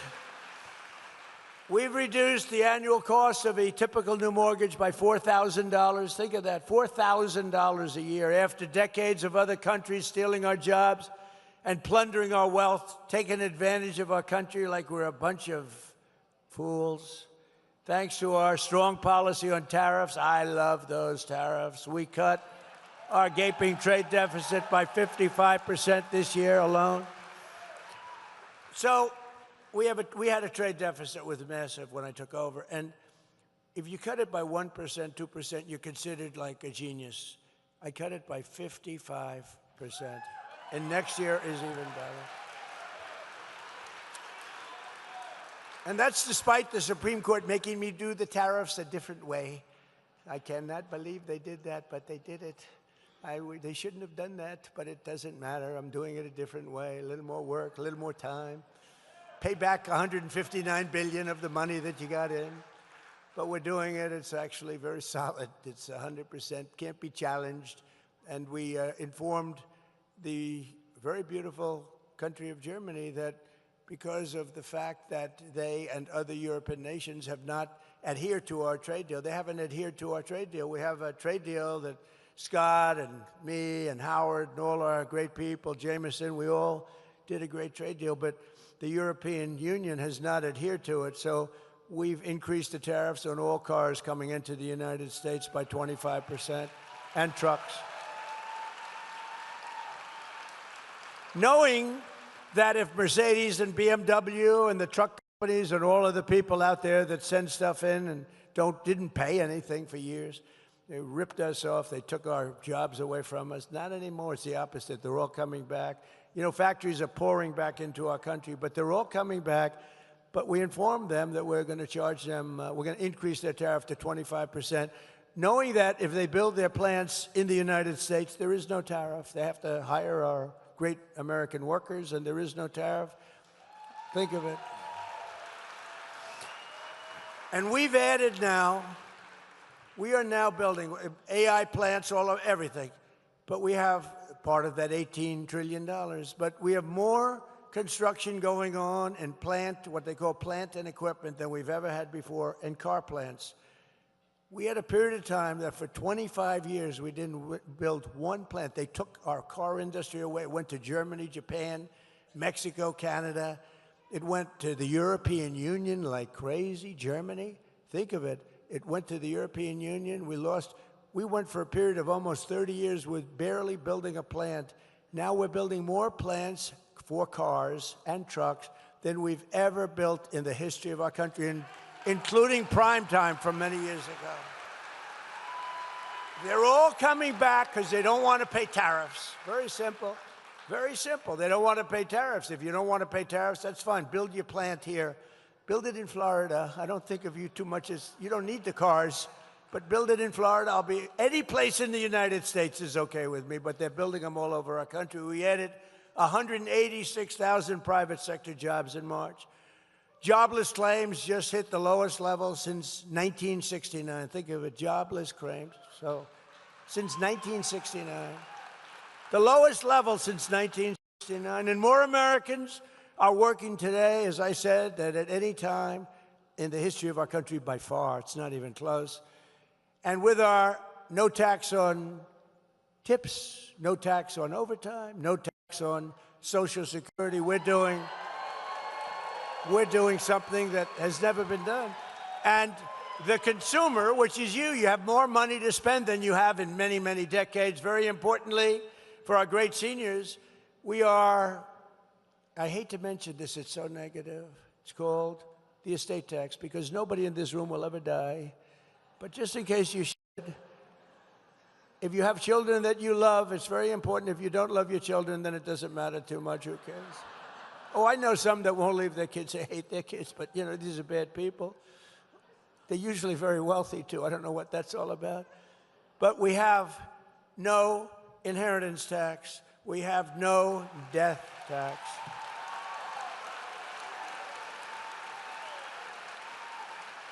Who really it affects is the farmer, the small farmers, medium-sized farmers. They're called land-rich, cash-poor. You know, they have beautiful land that's very valuable, but they don't make tremendous income. And they die, they leave it to their children. Their children goes out to the local banker, borrows money to pay the tax because the tax was 50% and more. And they end up losing their farm. In many cases, they love their life. They commit suicide. It's a crazy thing. They lose their whole life and they commit suicide. There's no more of that. So when you die, you leave your farm or your small business to your children. You have no estate tax. You have no death tax. I think that's a big deal. To me, that's a big deal, right? Byron, that's a good one, right? That's good. You know, you want to lead your way of life. You don't want to be forced to sell your farm. Sometimes you can't sell your farm for what they think it's worth, and you have nothing but trouble. What a problem it was. You don't have to worry about it anymore. We made interest on new car loans tax deductible, but only if you buy a car that's made in America. Otherwise, we couldn't care less. That's a big deal. So that you go out and you borrow money to buy a car, and you know, you paid interest, you didn't get, now you get a deduction. That's like 40, 50%. It's like a phenomenal thing. You get 100% deduction on interest. So the interest payments that you make to the bank for the car loan, you're able to deduct that from income tax. Now, it has to be made in America. So go buy American cars or cars that are made in America. And we also created the brand new Trump accounts along with a really fantastic family, the Dell family. Have you used their computers recently? Susan and Michael Dell, they're amazing people. He put up $6.25 billion. A lot of people said, I'm going to match him on the 250, but even the 250 is a lot. Think of it, he was the first one, he bought $6.25 billion of these accounts for children all over the country. And it was just announced this morning that it's literally setting records, so that, you know, when your beautiful baby, we have an automatic $1,000 contribution for every newborn child, and it allows everyone to contribute to a tax-free savings account for your grandchildren. A lot of people are buying it for their grandchildren to benefit them, so that after they turn 18, they could have $100,000, $125,000, $150,000, depending on what goes on. And they can be sort of rich. And it's an amazing thing, and it's like a wildfire. It's doing so great, right, Scott? It's been really an amazing thing. And with us today is a grandmother who lives in the Villages named Mary Alice. After a long time in the Mexican real estate and automobile industry, she and her husband retired to the Villages. And thanks to our great, big, beautiful bill, I love that bill. You know, we have 4 years worth of stuff. That's why we call it the Great Big Beautiful Bill. We were going to have 19 separate bills. And I said to Mike Johnson, John Thune, I said, fellas, the Speaker of the House, head of the Senate, I said, let's try for one big, beautiful, because I don't know, these Democrats are crazy. And it was early. We had a little bit of a honeymoon, just a little tiny bit. I said, let's see if we can get everything in one bill. And everyone said, no way, you're not going to do it. It's the greatest. It's the biggest thing ever passed in the history of our country, the Great Big Beautiful, and it should be called the Great Big Beautiful Tax Cut Bill, but also we have tremendous regulatory cuts, and that's why your jobs are so good, because all of these people, small businesses, medium-sized businesses, everything, they're able to take regulations with a little bit of a grain of salt. It's not going to put you out of business. There are tremendous regulation cuts, and it's really been amazing. So they just received a tax refund of double the size of anything that they've ever gotten. Think of this, Mary Alice, for years she's gotten peanuts, and now she's gotten a tax of double the size, and in many cases 4 or 5 times the size of anything she ever got before. So Mary Alice is now considered a rich person. Come on up, Mary Alice, say a few words. Come on up. Oh, look at her. She looks good. She's a rich woman. Come on, baby. Thank you, President Trump. It's such a pleasure to meet you. Hey, wait, let me get this out. You want me to get that out? Wait. Oh, yeah, because I'm really short. I think you'll be good. Hi, everybody. First of all, I would like to thank President Trump for everything he's done for all of us. And the big, beautiful bill helped my husband and I so much this year. We were so shocked when we picked up our tax return and the accountant told us how much money we were getting back. We were just thrilled. It was double what we thought we would get. We ended up using some of that money to pay for a new roof. Now, we all know we live in Florida and we all need roofs. So we were able to use some of that money for the new roof, and we're thrilled that we were able to do that, and we didn't deplete our savings account. So,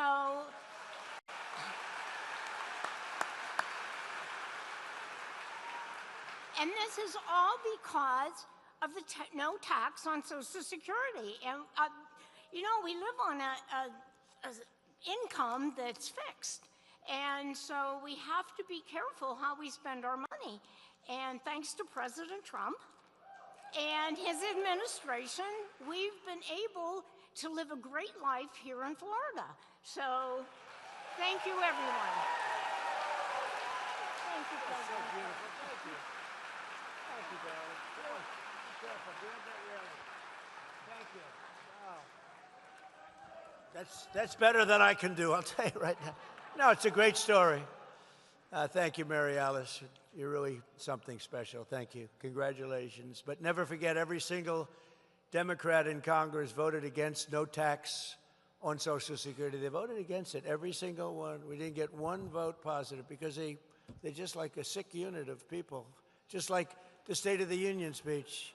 I introduced people, the mother of somebody who was slaughtered by an illegal immigrant that came in, slaughtered so horribly, and please stand up. And the mother stands up. She's beside herself.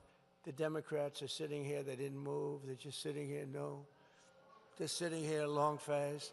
The Republicans are going crazy. They're screaming, and they love, you know, they love the woman that they wouldn't clap, or the helicopter pilots that did so well in Venezuela, a great, incredible military achievement.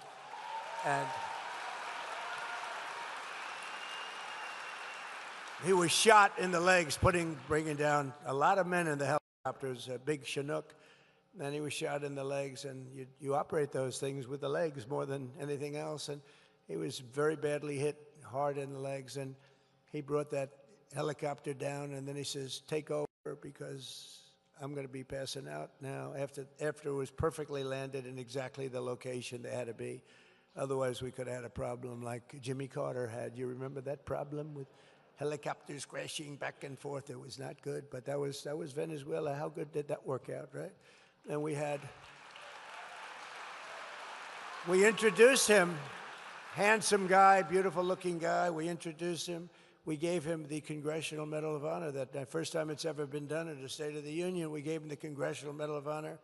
And the Democrats sat there like a bunch of dead people.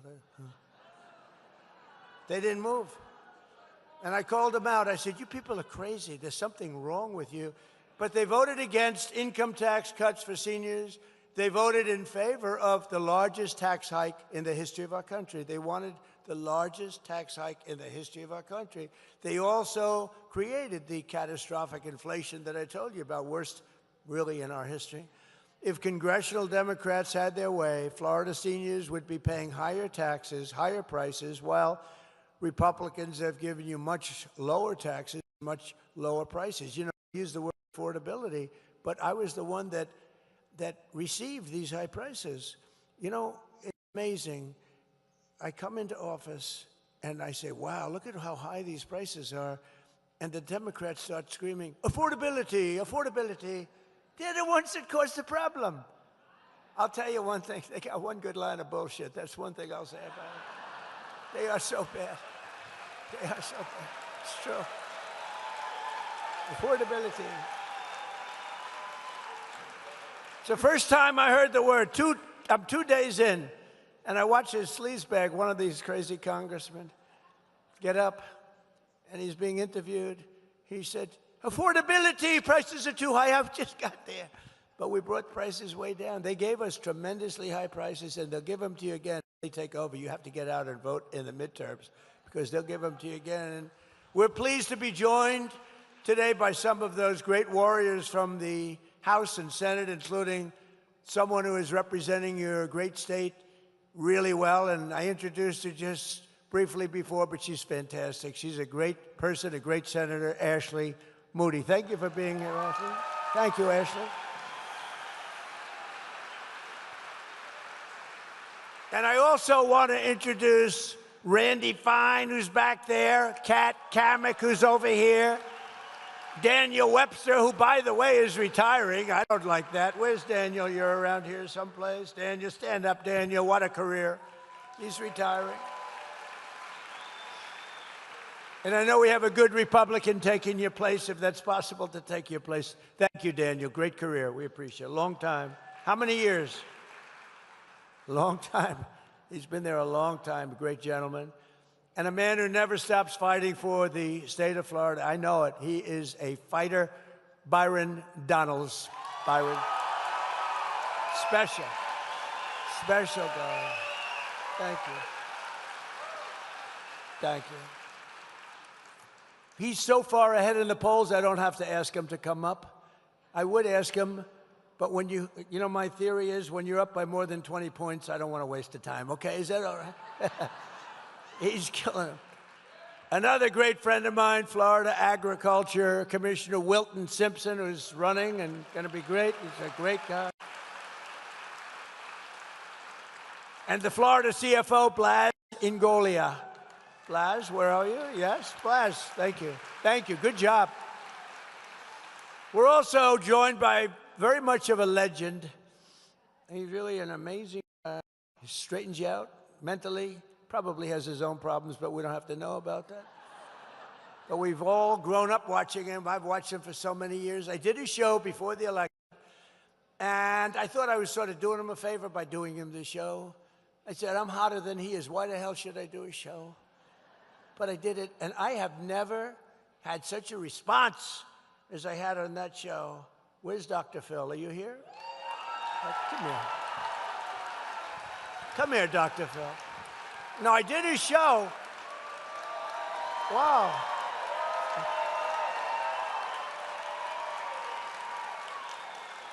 Come on up here, Dr. Phil. Get up here. Give them a little lecture, but very short. Give them a little lecture on life. Talk about life for 2 minutes or less.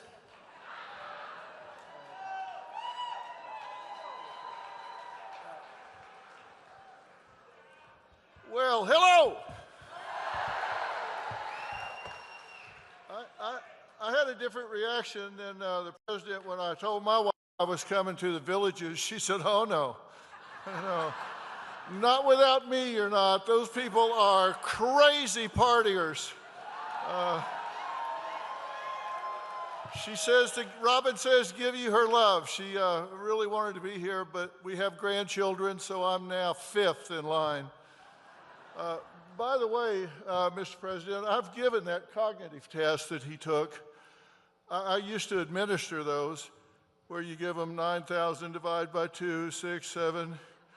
I recall one guy did that about the president's age. Took about 6 minutes to go through it. I said, so what's your answer? He said, a small wire-haired terrier. So great that he got that done. No kidding. Listen, I really do want to take a chance to talk about this a little bit, because what the president is doing here is really something you got to think about differently. He's restoring trust between Americans and the government, because you understand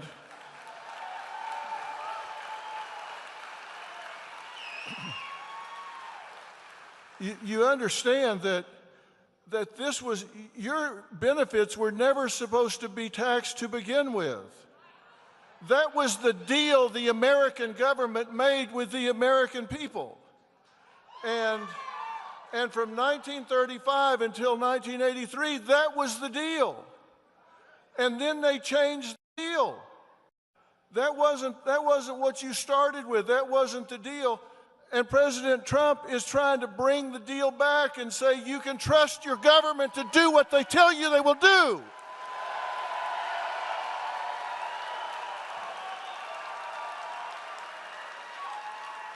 President Trump is fighting to restore trust between Americans and the government. And he's trying to right a wrong here. One of the things that President Trump does is he tries to solve problems that nobody else is even working on. They're not even working on this stuff, and he's solving those problems. He's solving the problems other people, they're not even working on. This taxation is double. It's double taxation. Workers pay their 6.2% with after-tax dollars and then are taxing them again, which is patently unfair. You're paying taxes twice. And he's not willing to say that. And seniors are vulnerable because you have fixed incomes and no ability to earn your way out of a broken tax promise for a tax burden. And he's fighting for that so you don't have to do that. And I think everybody should recognize he's fighting for something you can't fight back for. And that is so important. And it's really critical that this simplifies everything. And you know, people will say, well, it's going to cost money. That was the deal. That was why they changed the deal. It didn't have anything to do with taxes. It had to do with trying to increase revenue. If we'll just let him go track down the fraud money, it'll more than pay for this 10 times over. It will more than pay for this to stop the fraud in America. Stop the fraud in America.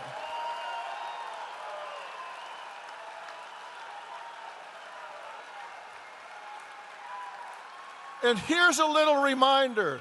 Here's a little reminder in case your mind is playing tricks on you. You matter. You are important. And you are important to this president. I know him, and you are important to this president.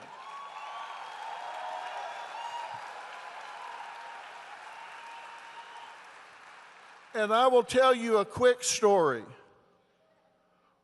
We win. The end.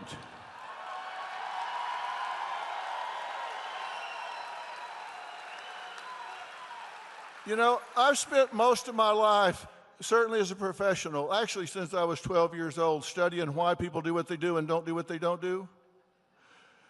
And I can tell you that in studying that, I have found out what makes people champions. And I know what makes him a champion. I can tell you, people that are champions play the game with passion. They play the game with passion. They surround themselves with like-minded people who understand why they feel so strongly about what they do. They tell themselves the truth. They deal with the truth when it comes up. And I didn't come down here just to stand up and say a few things and get a little golf clap from everybody and say nice speech. I wanted to come down here because I want you to remember what I'm saying about President Trump and not getting taxed on your Social Security benefits and about his leadership. I want you to remember that on May 1st, the bald guy came up and told you that this is important and we've got midterms coming up and you need to make sure that not only you vote, but find 10 people and make sure that they vote.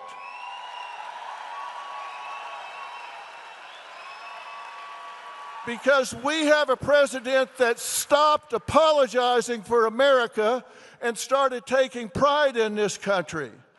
I don't want you to just hear me. I don't want you to just hear me and give me a little golf clap. I want you to hear me and say, on this day, we decided we are marching for the USA. We are marching for the USA, and we are marching for this president. March for the USA. March for the USA.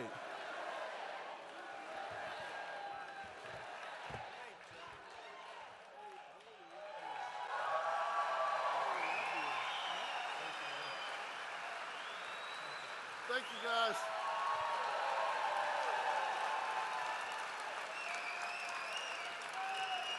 That was a good job. Thank you, Phil. That was great.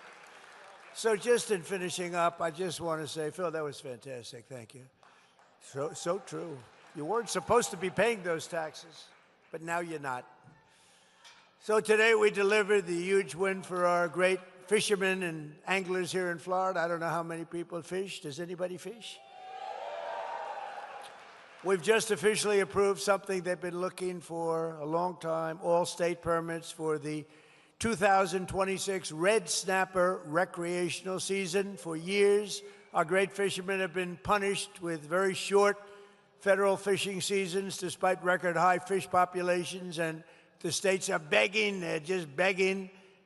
and the people are begging to get going. We want to go fishing, and the incompetent Biden administration tried to shut down the oceans for our fishermen. We love and respect our fishermen.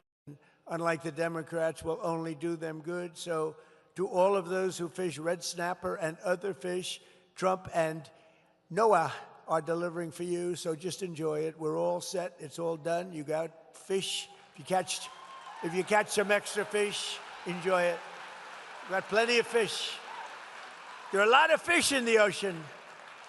I don't know where they came up with that one, but there's a lot of fish. You know, the environmental catastrophes that they've done to this country is just terrible. Starting on day one, we took the most dangerous, unsafe, violent, and open border and created the most secure border in the history of the United States of America, with 0 illegal aliens having come into our country in the last 11 months. 0. In 2025, we achieved the largest drop in the murder rate ever recorded. I hate to even say it. It sounds like sort of terrible, but think of it, the murder rate. Who talks about that? But crime has gotten so bad during the Biden administration. It was the largest number of murders that we've ever had. Now we had the lowest number of murders in our country in 125 years. Think of that. All the way back to 1900. We cut the flow of fentanyl across the border by 63%. Think of that. And it doesn't come in at all by water. I wonder why. By water, we're down 97%. And we're all looking for the 3% because we consider them the bravest people anywhere in the world. You saw what we had to do. For years, they would get a boat, they'd bring him in, they'd book him, and they'd let him go. And he'd go back, and they'd go back to wherever they came from in South America. They'd be taking a boat in the next day. No, we stopped it. It was enough. We're down 97% in fentanyl by sea. Think of that. And we unleashed American energy with those beautiful words, those gorgeous words that probably helped me get elected. It's lucky we have all that oil because we're selling a lot of it now. Those ships are coming up instead of the Hormuz Strait. They're coming up. Those ships are coming up by the hundreds. They're loading up in Texas, Louisiana, Alaska. But we had those beautiful words. We have plenty of oil. We have more oil. We have double the oil. If you add up Saudi Arabia and Russia, we're more than double what they produce together. Think of that. The words are drill, baby, drill. And as you can see, we rebuilt our great military in my first term and spent over $1 trillion of investment over the last very short period of time.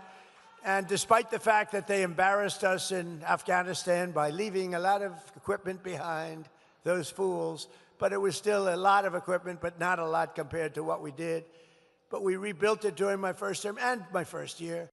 And I didn't know we'd have to use it this much, but if you look at what we've done, I mean, Venezuela is considered one of the greatest military movements in history. There's never been anything like it. And frankly, we're doing just about as well in Iran, but I don't like talking about it until the jobs are finished. Let's not talk about anything until it gets finished.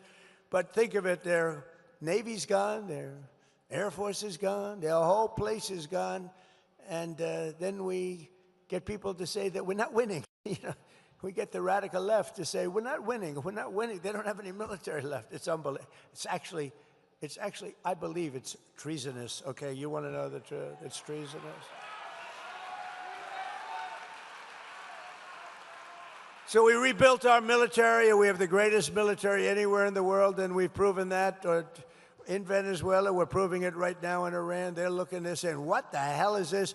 This should have been done, Iran, by other presidents long before me, and it should have been done by other countries, too. And we got no help from NATO. We got no help, zero from NATO. You know, we spend trillions of dollars on NATO. We got no help. We didn't need it, but we got none. I said, would you like to come? Yeah, you're fired. He said, fire him. No, they know they got problems. No, it was a paper tiger. We got critical race theory out of our schools. We abolished DEI all across our federal government. Our people are prospering again, our country is winning again, and America is respected again, perhaps respected more right now than ever before. And if you go back 1 year, 1.5 years, we were a laughingstock all over the world. We had a president that couldn't walk up a flight of stairs. The whole thing was ridiculous. Couldn't walk upstairs or downstairs. Now, I'm very careful when I say this, because there'll be a day when I may go down, and I don't want to be too strong on that, because if it happens, I want to just pop up and say, hi, everybody, how you doing? But he fell excessively. He fell more than any human. I think he set a record, most falls in history. Nah, he was a laughingstock. The falls were the least of it. It was an absolute, what they did to our country. I'm telling you, we wouldn't have a country. We couldn't have stood another year of it with the borders.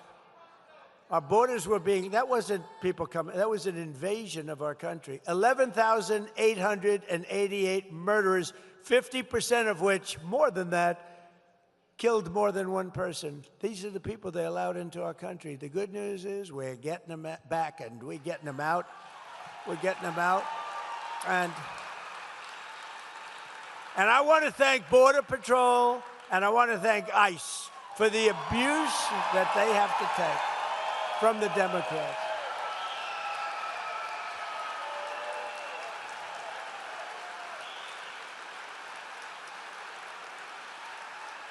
That's nice. They'll be happy to hear that. That's very nice.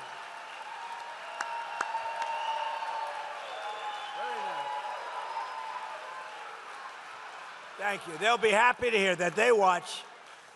I mean, ICE, the job they have, Border Patrol, the job they have. Think of it, the border, 11 months, 0 people came through our border, 0. And those charts are made up by Democrats. They don't even try. The answer is, that used to be thousands, hundreds of thousands of people lined up trying to break into our country. Now there's nobody. You have these plazas, there's nobody in them. They don't, because they know they're not coming in. But the job that Border Patrol and ICE, and then they get ridiculed and defunded. They will defund your police. If they had free reign, the Democrats will defund your police. We cannot. This is what they're doing with ICE. This is what they're doing with Border Patrol. With the help of our Republican majorities in Congress, we will pass the great health care plan, stop all payments to big insurance companies, and give the money directly to the people to buy their own health care, which will be a much better health care at a much lower price than ours. You're working on that. It's one of the most popular things. The problem is the Democrats will not vote for it because they're owned by these big insurance companies. They're owned, lock, stock, and barrel. We want to pay the money not to the insurance company, but to the people directly to the people, a health savings account, directly into that account, and you go out and buy your own much better health insurance at a much lower cost. Money left over will crush violent crime. We have done an unbelievable job on crime. Impose harsh new penalties for repeat offenders, crack down on Marxist prosecutors, rogue judges, and end deadly sanctuary cities, which is basically only to protect criminals. It's a sanctuary for criminals. Then we will end one of the worst things that's happened in our country. It's just absolutely hurt our country so badly. No cash bail. They go in, they murder somebody, they're out on the street in another 15 minutes after going into a court. No bail, no cash bail as a disaster. We'll end it, and we will defend America's borders. We'll pass the Save America Act to protect our sacred American election. Because all voters must show voter ID, all voters must have proof of citizenship. And there will be no mail-in ballots except for illness, disability, military deployment, or travel. And we will also enshrine in permanent law no men in women's sports. And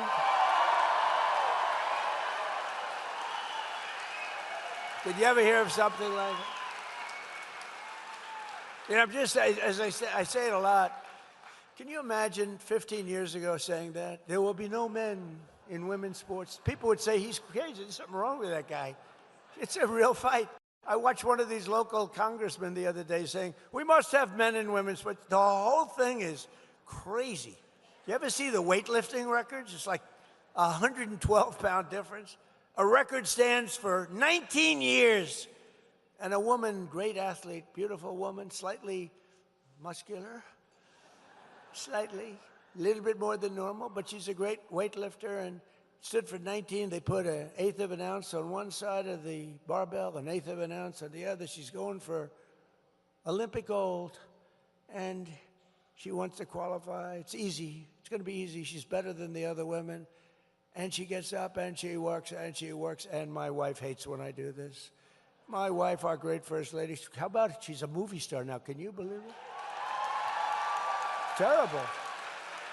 I don't know if I'm happy about that or sad about that. But no, she had the #1 movie. You saw that, Melania.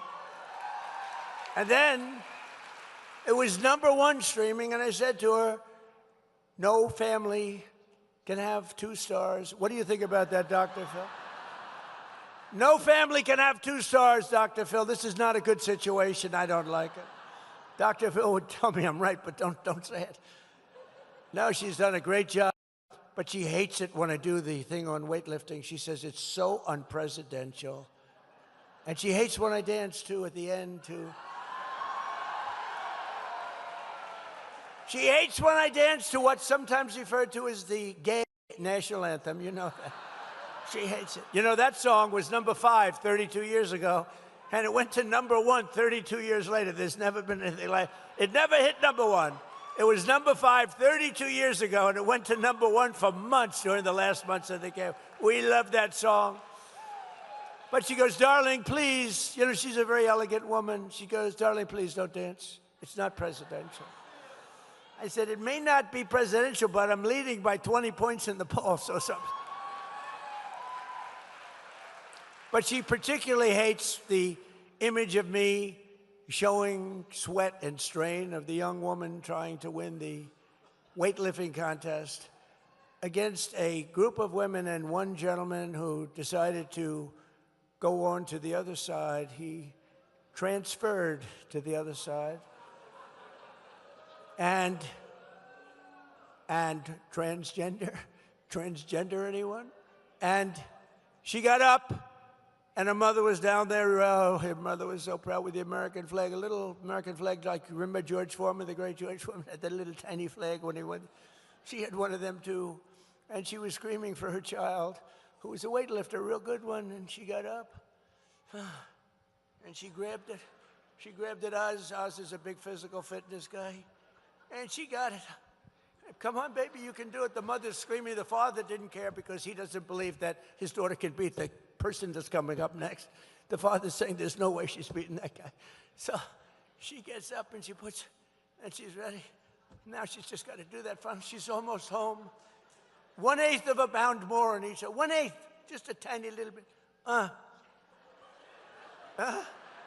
Come on, darling. The mother's screaming like crazy. Darling, I love you, darling. Mom, I can't do it. Well, couldn't do it. She failed. She was devastated. And then a young lady comes up, who was a young man just a little while ago. And he was actually a very poor, he was a weightlifter, but he was at one of the worst in the country. He was the lowest rung, about as low as you can get. So he transferred over to the other side. And he stood over that big barbell, and he looked at it.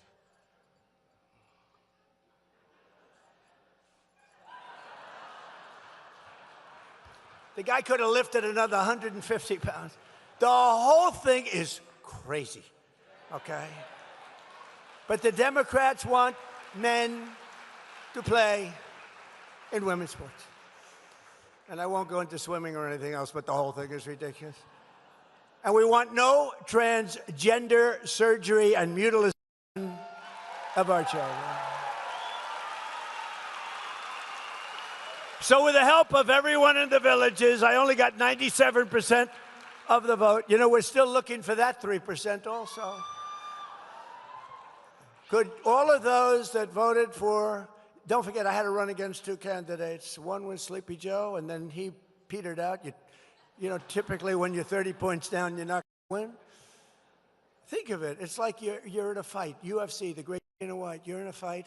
The fighter's being just absolutely killed, and they take him out, give you another guy to beat. That's not. So they gave me another guy by the name of Kamala. And they said she'll have a 6-week honeymoon period, and then they'll get to know her. And it's true. Remember, she had a little honeymoon period, and she wouldn't do interviews.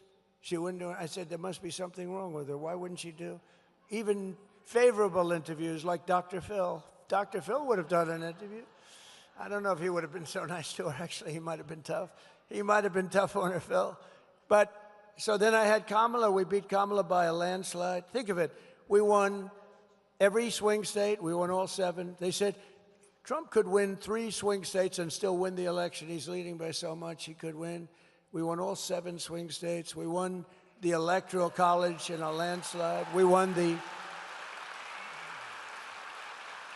popular vote by millions. We won the popular. You know, I hated the first time. We won the popular vote the first time, too, by a lot, by millions. But they had me down a little bit in the popular vote, and they'd always introduce me. Donald Trump, who lost the popular vote. This is the way I got to always introduce. That's why I said, I got to win the popular vote. You know, it's all about the Electoral College. But every time they introduced me, they'd say, ladies and gentlemen, a man who lost the popular vote, but he's president. This is the way I got introduced, you know? So I said, I don't like that. So we won the popular vote by a lot. With all their cheating, that was popular vote AC. You know what AC means? After cheating. We still won it. Because they cheat like hell. That's what they do best. They cheat on elections. Look, if they did, in all fairness to them, if they didn't cheat, it would be impossible to win. You don't win when you have open borders, when you have men and women's sports, when you have the transgender, think of this, transgender mutilization of your children. Oh, please vote for me. I'm all in favor of transgender mutilization of your child. You don't win the kind of things, weak on crime, high on taxes. They voted against all of these tax cuts that we got here. They voted against. They didn't vote against because they thought they were doing something good. They voted against because I was in favor. Anything I'm in favor, I'm telling you, I'm going to run a much different campaign. I'm going to oppose all of those things that are really, really good. We're going to win. We're going to get such Democrat support, you're not going to believe it. They have no clue. But we're going to keep on fighting for American seniors. We've done more for the senior than any other person ever in this office. And we're going to keep on winning for America. We'll honor 250 years of independence, liberty, and freedom. We have it coming up. And we've made our country great. You know, we'll never, ever disrespect MAGA, Make America Great Again. But, you know, when you think about it, Make America Great Again, America is now great. So to say Make America Great Again, but I'm still not getting rid of MAGA. We're not getting rid, because MAGA is the greatest slogan, the greatest branding, the greatest anything in the history of politics of any country.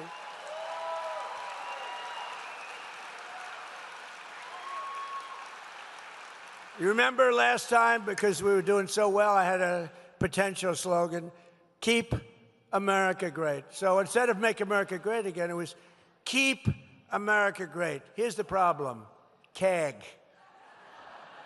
I said, that doesn't work, CAG. And I just couldn't get away. And then I did polls. Would you rather have MAGA, Make America Great Again, or CAG? Keep it. And everyone says, we want MAGA, we want MAGA.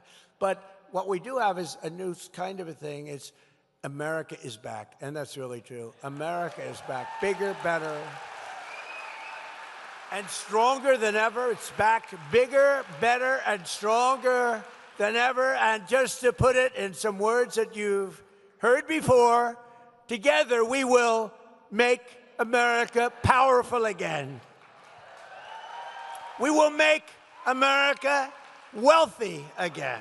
We will make America, Dr. Oz, healthy again. We will make America strong again. We will make America proud again. We will make America safe again. And we will make America great again. Thank you. Thank you very much. The villages. Thank you. Thank you. God bless you all.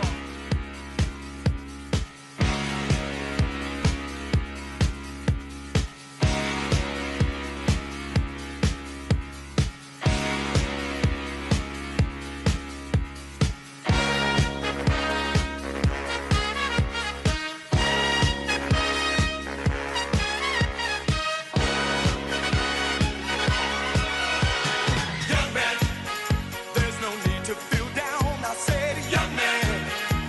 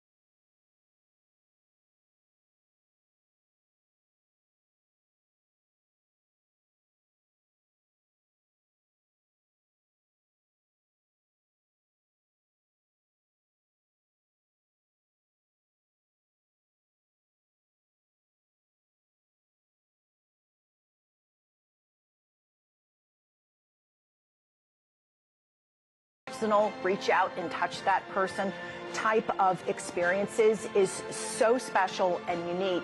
And it's something that is not only to be cherished, but it needs to continue to be nurtured for our next generation.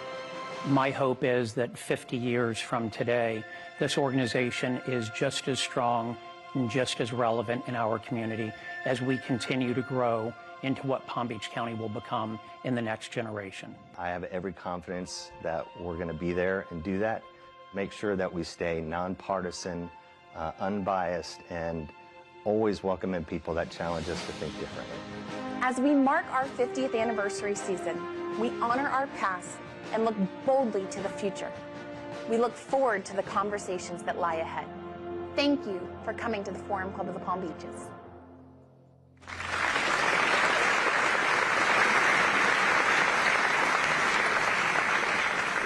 Well, as we've just seen, the story of the Forum Club is not only one of remarkable speakers and defining moments, but a community committed to thoughtful dialogue and thoughtful exchange of ideas. For 50 years, this organization has brought people together across perspectives, across different industries, and across different generations. We are very proud to build on the foundation established by our founder, former Congressman Dan Mica, and to carry that legacy forward with purpose. Now, I invite you to raise your glass. Join me in toasting the Forum Club of the Palm Beaches on our 50th anniversary. Cheers. Hear, hear.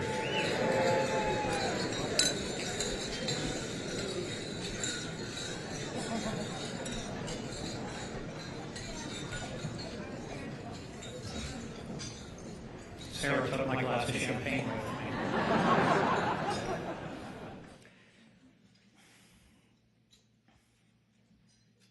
We are now honored to mark this milestone in a very special way. On behalf of Palm Beach County, we are grateful to have with us this evening a dedicated public servant and a former Forum Club board member, County Commissioner Maria Marino.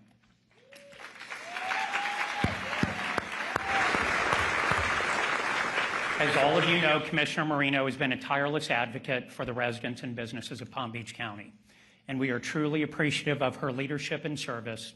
Tonight, she joins us to present an official county proclamation recognizing the Forum Club of the Palm Beaches and our 50 years of impact on the community. Commissioner Marino.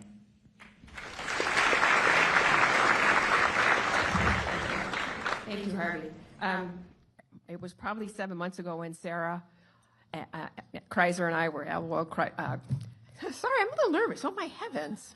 And I'm not usually nervous in front of a crowd. But it was about 7 months ago that we were talking about the 50th anniversary, and I said, we really do need to do a proclamation. And so if you all don't mind, I'm going to take a couple minutes to read it. It's probably 250 words. It was supplied to me by Sarah, so here you go. So this is a proclamation of the Board of County Commissioners of Palm Beach County, Florida, honoring the 50th anniversary of the Forum Club of the Palm Beaches. Whereas the Forum Club of the Palm Beaches was founded in 1976, I was just graduating high school, with a visionary mission to foster meaningful dialogue among the community's civic, business, and political leaders. And whereas for 50 years, the Forum Club has served as Florida's preeminent nonpartisan platform for civil discourse, providing Palm Beach County residents with unparalleled access to national and international leaders whose actions shape our nation and world.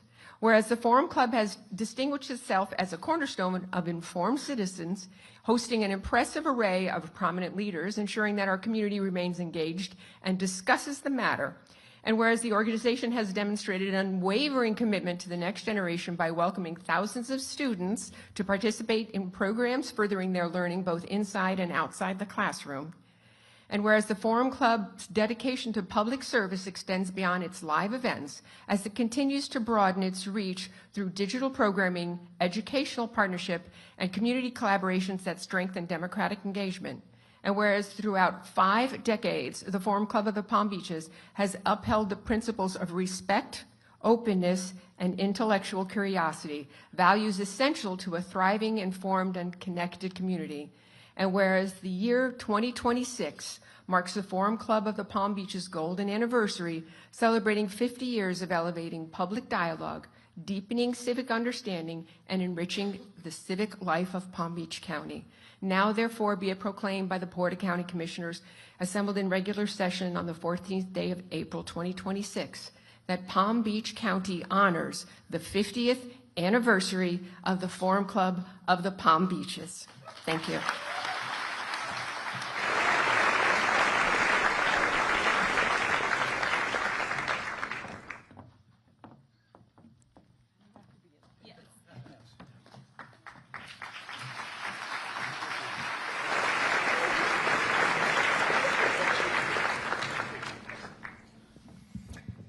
Ladies and gentlemen, I now invite our founder, former Congressman Dan Mica, to share a few words. Congressman? Thank you, Harvey. When I walked out here, I saw that guy say, he's alive. You know, I used to, when I was a member of Congress, every speech jump up and say, isn't it great to be in West Palm or Boynton or Boca? At my age, I say, it's great to be. So, and when Sarah called me, I didn't know that many people were going to come here to hear me speak. I mean, it's incredible. But Harvey has covered everything I have. So there are a couple things they wanted me to do. And one of them, and before that, I just thought this, you know, every once in a while I have a good idea, like this club. And like my golf, I had a par in 1989. But I have another idea, and I want to just take a serious moment and thank the Secret Service, our law enforcement, and all the people who do so much for us. You know, they have protected presidents and congressmen. I had a couple attempts, and these guys were wonderful for me. I'm going to tell one more quick story. They would start my car every morning when a guy would plan to bomb me. But they wouldn't start my wife's car. And that was not. Anyhow, it is great to be here. And that didn't go down well. But at any rate, we do have here some of the original members. And they're alive, and they're here. And I'd like them all to stand up. Willa Farrington, Angelo Chiarelli, Richard Bernstein. Who am I missing? Please stand up. We had a wonderful group. We had fun, and I like to hear that word bipartisan. That's what we try. That's going to be our future. In fact, everyone in this room, is the future of the next 50 years of this club. I did want to mention, I had done part of that video some months ago, but one of our founding members who I'd hoped to be here recently passed away, and that was John Moyle, a community leader, an attorney. He did all of our legal work for free to put this club together, a great gentleman and a great loss for us right now. So I want to just add one or two more thank yous, and maybe one more comment because the president isn't here. I have a brother, John Mica. I'm the Democrat, he's the Republican. I retired from Congress after 20 years up there 37 years ago. But when I was at a White House function with George Bush, and my brother was in politics, he came up to me and said, "Are you or are you the other one?" Now, somebody tell the president I'm the other one. At any rate, I just want to say thank you one more time to everyone. But Harvey covered this, but I'm stunned. I worked with a lot of folks and organizations and campaigns at the Breakers and down in Boca and all over getting people together. It was about a week ago, we got this call for this event. Before then, there was no event. And the staff of the Forum Club, the entire staff, came together in 1 week. Tickets, invitations, press, the tables, everything. And wait a minute, that entire staff is Sarah and Nan Cassidy. Did a fantastic job, I am impressed. So I just want to say thank you all very much. Keep the vision of this alive. Stay involved in this country, stay involved in this community, our state, and all these different issues. And there's so many sources of information that we didn't have back then. Be careful, parse everything, and know what's going on, and lead this community. And this will be a great organization with your leadership for at least another 50 years. Thank you very much.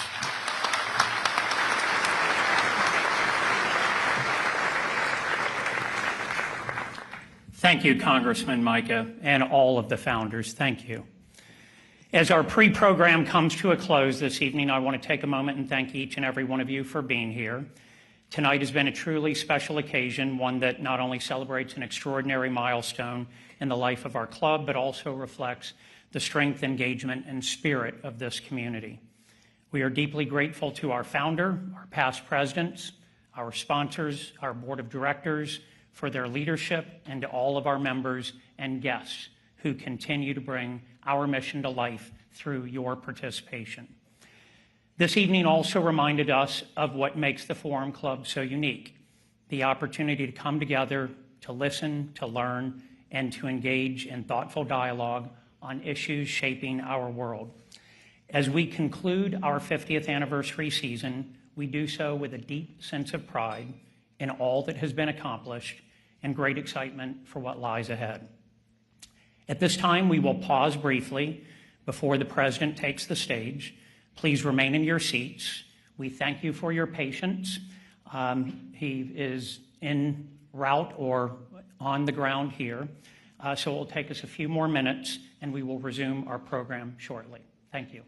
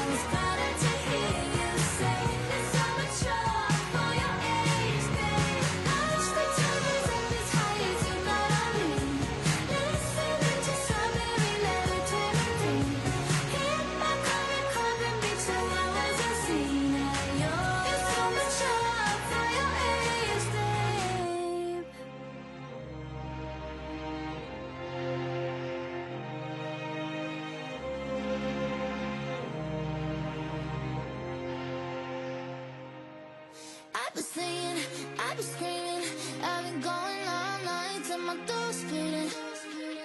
I've been crying, I've been dreaming, yeah, I know that you look, but you don't see it. Then my purple is bright, get your attention. Yeah, the look in your eye made me question. Would you hit me more if I was spinning? You don't mind what that's like. Would you hit me more if I touch you right here? Ain't no telling what it's like. Would you hit me? Would you hit me? Would you?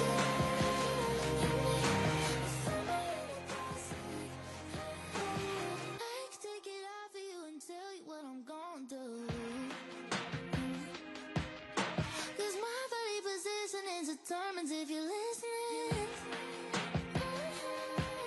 Do my dance on your lap, pique your interest. Yeah, now I got you like that, let me finish. Would you hit me more if I was spinning? You don't mind what that's like. Would you hit me more if I touch you right here? Ain't no telling what it's like. Would you?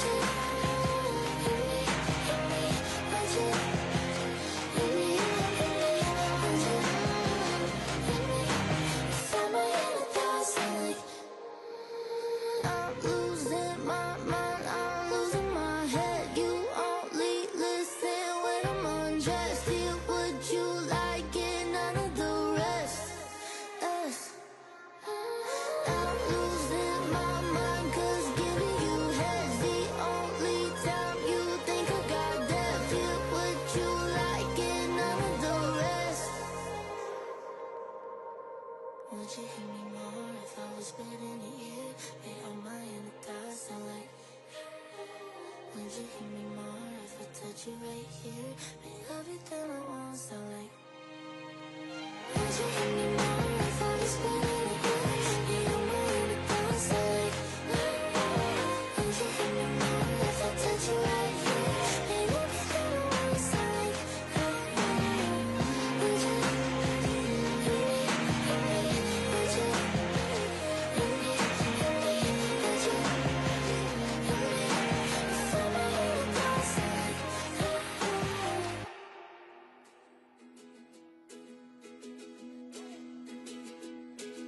Met her late in the summer, asked her name and a number. She said, whoa, whoa, whoa, whoa, let's take it slow.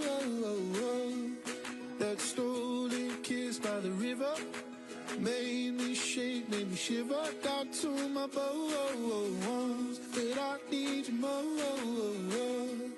And I swore that I'd never fall in love again, but when you talk like this and you look like that, I feel like gold. The electric love is running from my head to my toes. Addicted to this feeling and I won't let it go. You fell right out the sky, right out the blue. Oh, I feel like gold. The electric love is running from my head to my toes. Addicted to this feeling and I won't let it go. You fell right out the sky, right out the blue. And I found it so hard I might break the ground. Did it feel like this when you left the clouds? And I spoke to God and he told me how that an angel lost is a lover found. I spent half my life begging on my knees for a girl like you, the one that got like me. And it feels so good I could barely breathe, but I need my breath back just to tell you that I Imagine if the song just like stopped and then came back in like. feel like gold. The electric love is running from my head to my toes. Addicted to this feeling and I won't let it go. You fell right out the sky, right out the blue.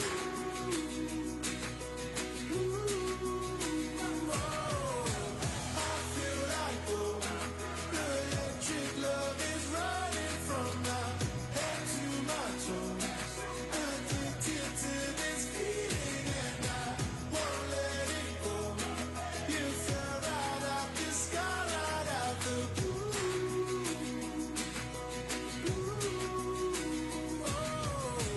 I feel like gold. Electric love is running from my head to my If you want, you can tell everyone I'm the problem. But I won't sit and watch while you sink to the bottom. And it kills me knowing what it was and what it will be. Maybe we'll be better as a memory.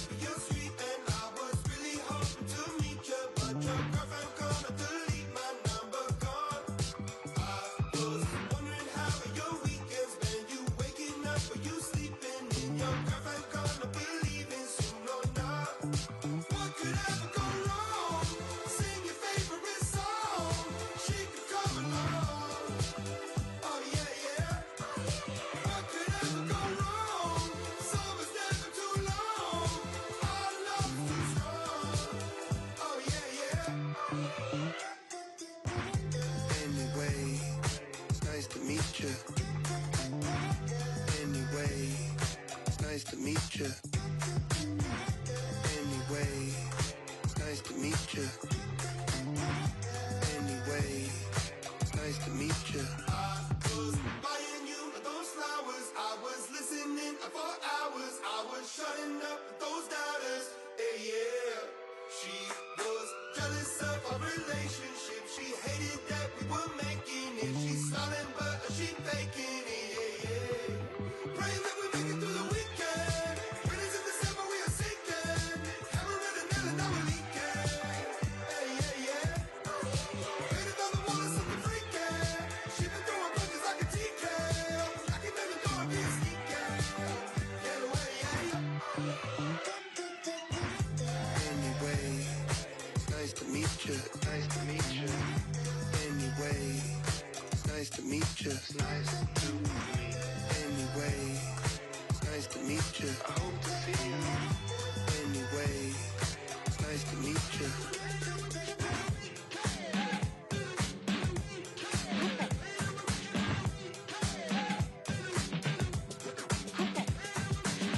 Anyways, it's nice to meet you. She could be a Mona Lisa. Should've seen her.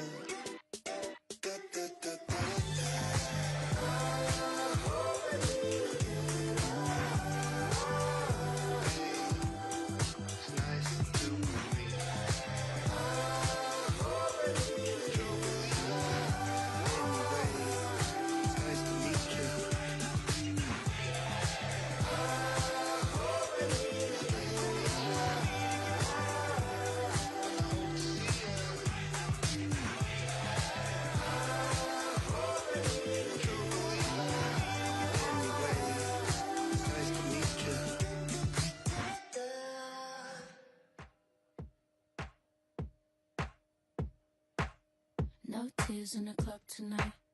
Right now, gonna live the life. Hips swaying side to side, side to side, side to side. My girl's in a magazine. Might see him casually, but I like how you talk to me. Talk to me. Do I drive you crazy? Do I make you wild? Don't you think about it? I know you like my style. Don't need to know your name. Just hold me close and act like you need it. Sweet talk can make me believe it. This body like honey. Sit back and watch them all on me. Stop.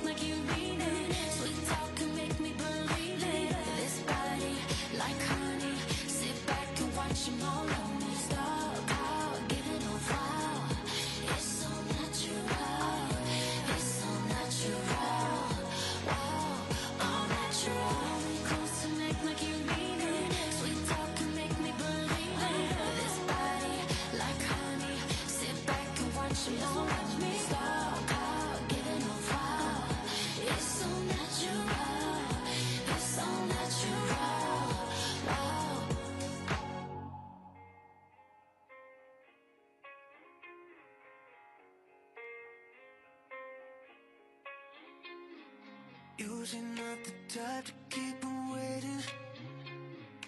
Usually like to love and leave him fast. Something that you're doing got me thinking I'ma take my foot up off the gas.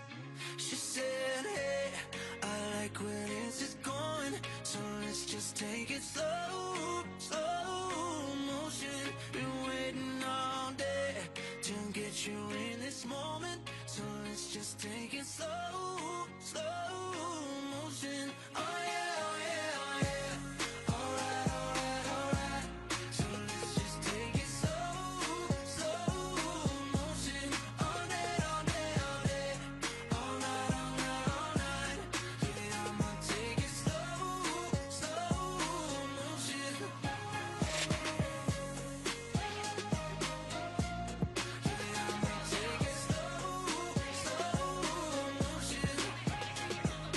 She don't need a guy to buy a bottle, just someone to spend a little time.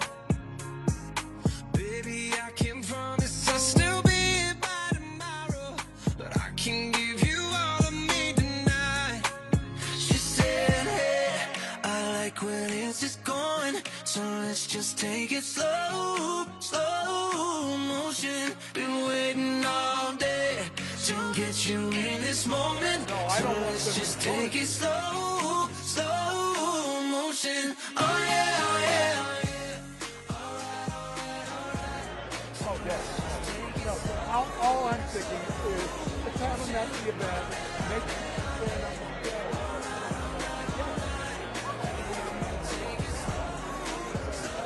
My wife says we have a mixed marriage.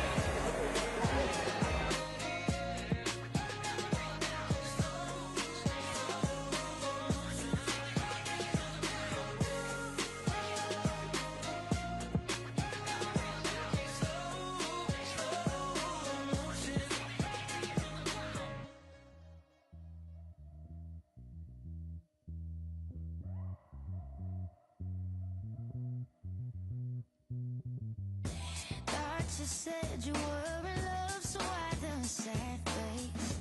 I don't ask for much, just that you make me halfway. Faith is not enough to float above a bad wave. We're gonna drown, we're going down, and you're letting us fade. Thank you, lucky stars I'm creating. All the precious life I wasted, coming up with ways to save us, but it might be way too late for that. If you really care, then why am I feeling you just slipping through my hands?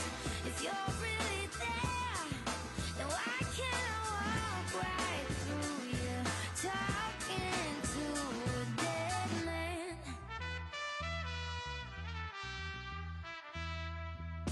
I got no excuse for thinking I could fix you.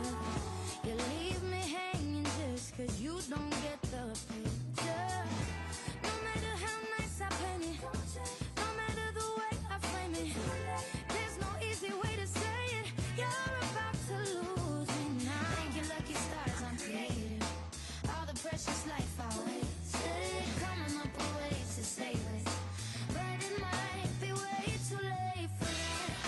If you really care, then why am I feeling you just slipping through my hands? If you're really there, then why can't I walk right through you, talking to a dead man?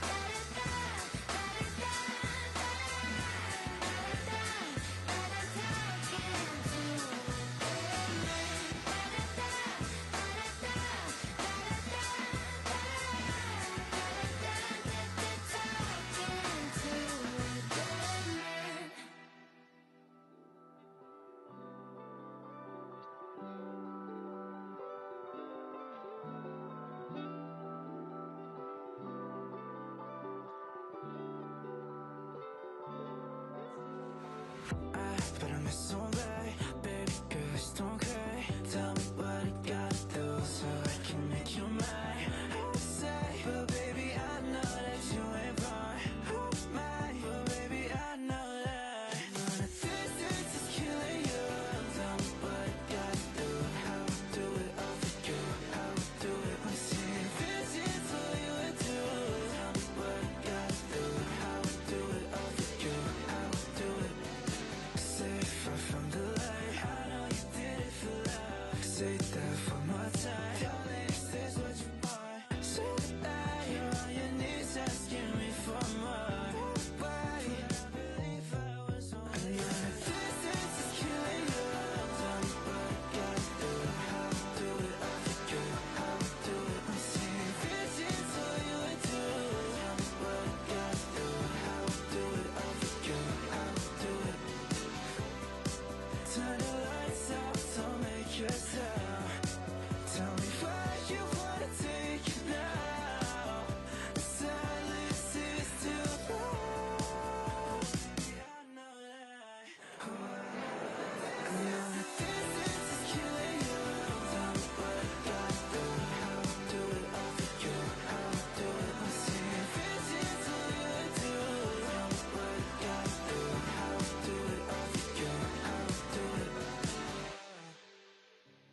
I think my hair stopped growing. Is that even a thing? Haven't lost any of it, but something ain't the same. Maybe it's a metaphor. Is it even that deep? I think my hair stopped growing. Or is it me? I called Phil a couple times. He's probably sick of me. You said go easy on yourself, but what does that even mean? Sounds like good advice, but I just can't hear it. Ladies and gentlemen, please take your seats. The event will begin momentarily.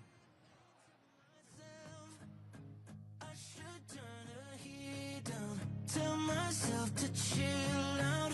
Damn, I really hate the way I talk to myself. Hit me like a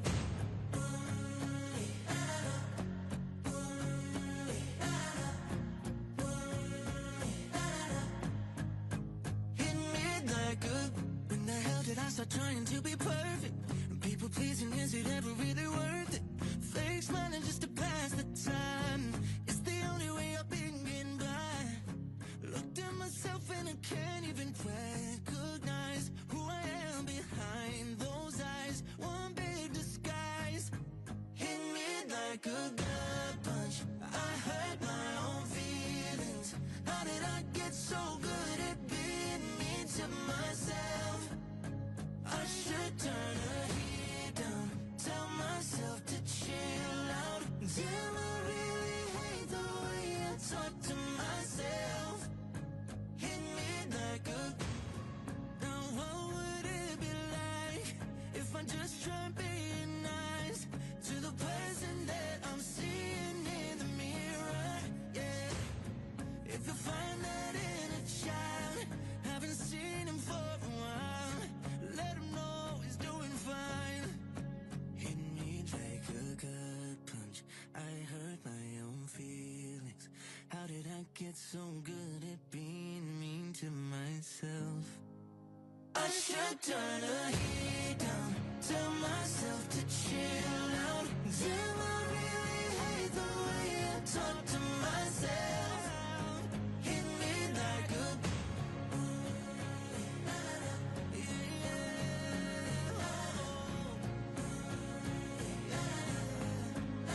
Hit me like a.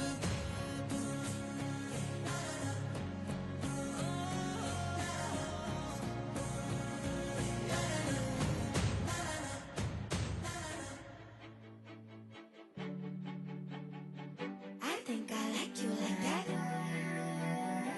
I think I like you like that. I just might like you like that. I think I like you like that. I was thinking of you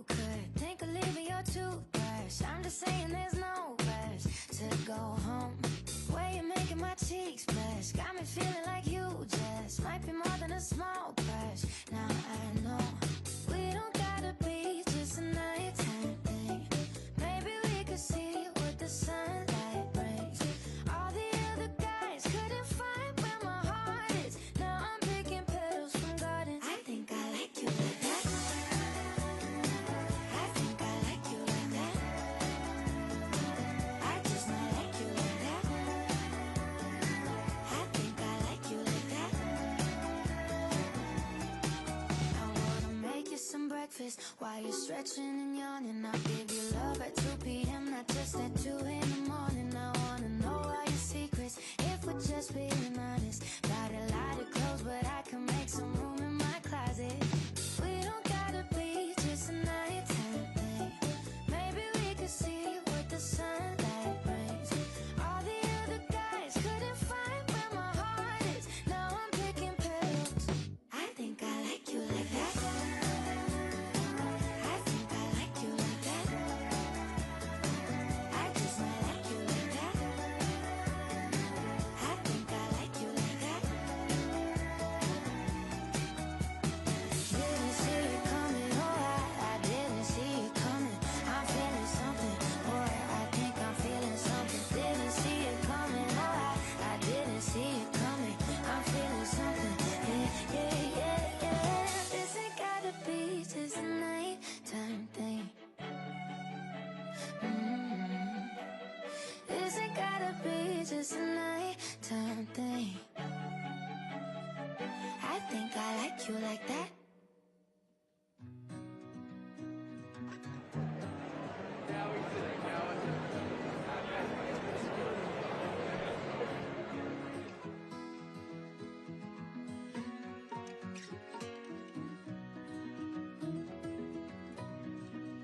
I've heard all the bad news and the bad reviews, couple bad gut feelings, well, I've had them too, but still I choose to be in love with you.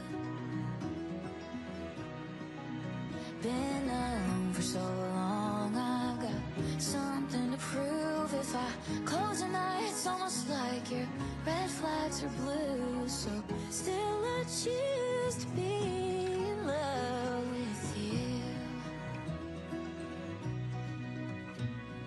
Short fuse and long pass, like you're fresh out of rehab, and I'm fresh out of any good judgment.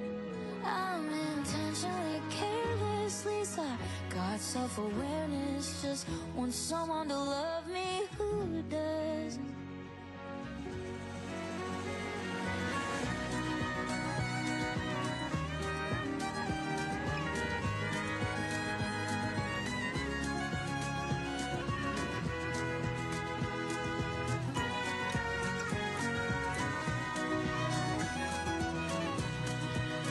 I've heard all the bad news and bad reviews, all the friends trying to save me. Well, I cut them loose, 'cause I refuse to be wrong again. And I can't lose another boy that's not even my boyfriend. Still I choose to be in love with you.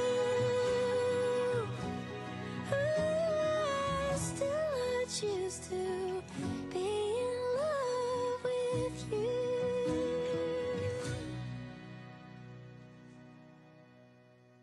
Working hard, yeah, right. Picture that with a Kodak. Or better yet, go to Times Square, take a picture of me with a Kodak. Took my life from negative to positive. I just want y'all to know that. And tonight, let's enjoy life. Pitbull, Naya, Neo, that's right. I want all of you tonight. Give me everything tonight. For all we know, we might not get tomorrow. Let's do it tonight.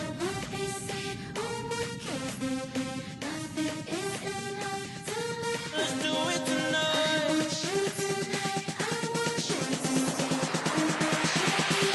Grab somebody sexy, tell them, hey, give me everything tonight. Give me everything tonight. Give me everything tonight.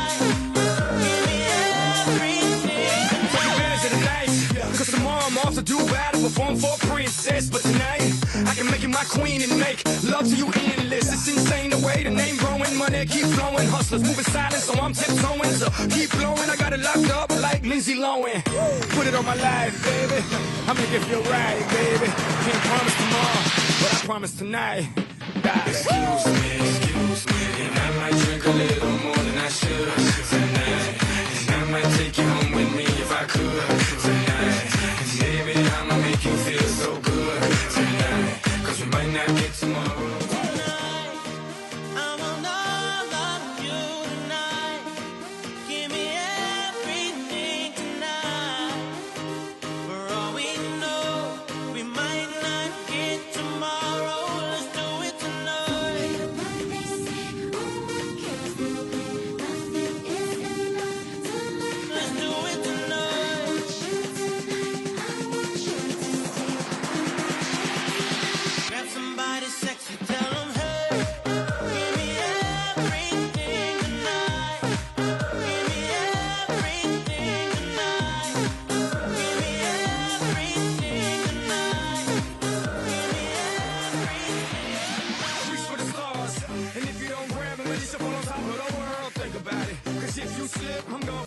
Yo, girl, what I'm involved with is deeper than the Masons, baby, and it ain't no secret. My family's from Cuba, but I'm an American. I don't get money like secrets. Put it on my life, baby. I make it feel right, baby. Can't promise tomorrow, but I promise tonight, darling. Excuse me, and I might drink a little more than I should tonight. And I might take you home with me if I could tonight. And baby, I'ma make you feel so good tonight. 'Cause we might not get tomorrow.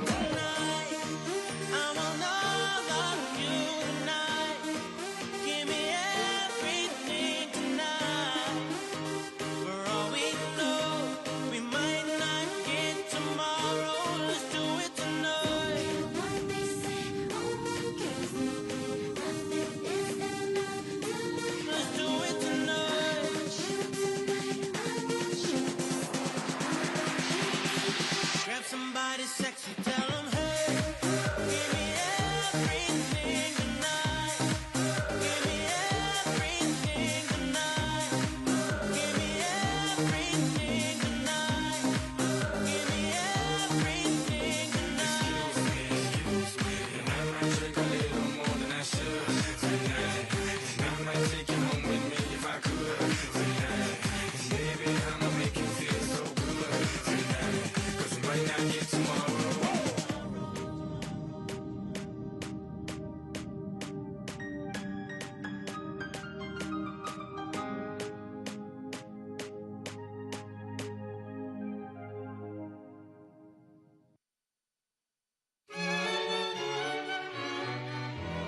Heavenly shades of night are falling.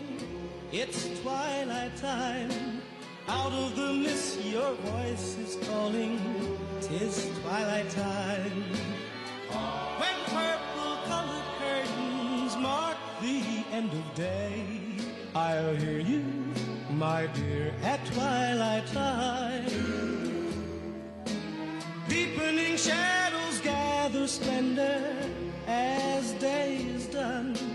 Fingers of night will soon surrender the setting sun.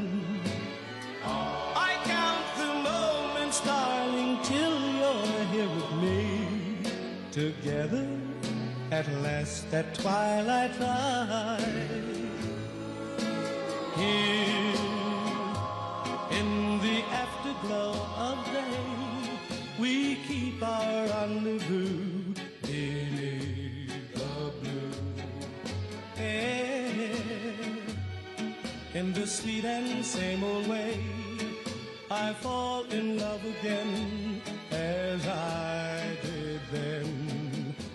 Deep in the dark, your kiss will thrill me like days of old, lighting the spark of love that fills me with dreams untold. Each day I pray for evening just to be with you. Together at last at twilight time. Here in the afterglow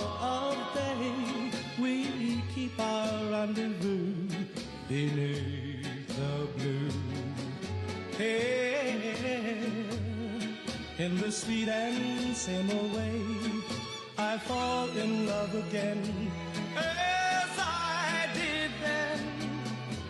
Deep in the dark, your kiss will thrill me like days of old, lighting the spark of love that fills me with dreams untold.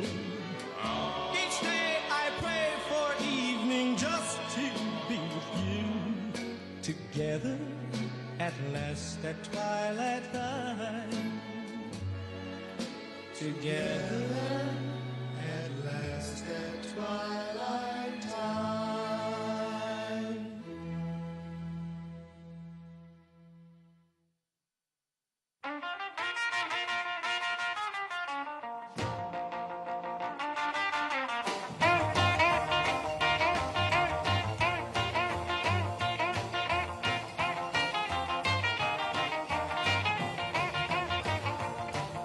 Deep down in Louisiana, close to New Orleans, way back up in the woods among the evergreens, there stood a log cabin made of earth and wood, where lived a country boy named Johnny B. Good, who never ever learned to read or write so well, but he could play a guitar just like a ringing a bell. Go, go! Go, Johnny, go, go! Go, Johnny, go, go! Go, Johnny, go, go! Go, Johnny, go, go! Johnny be good. He used to carry his guitar in a gunny sack, go sit beneath the tree by the railroad track. Gold engine, everything sitting in the shade, strumming with the rhythm that the drivers made. When people passing by, they would stop and say, oh my, but that little country boy could play. Go, go! Go, Johnny, go, go! Go, Johnny, go, go! Go, Johnny, go, go! Go, Johnny, go, go! Johnny be good.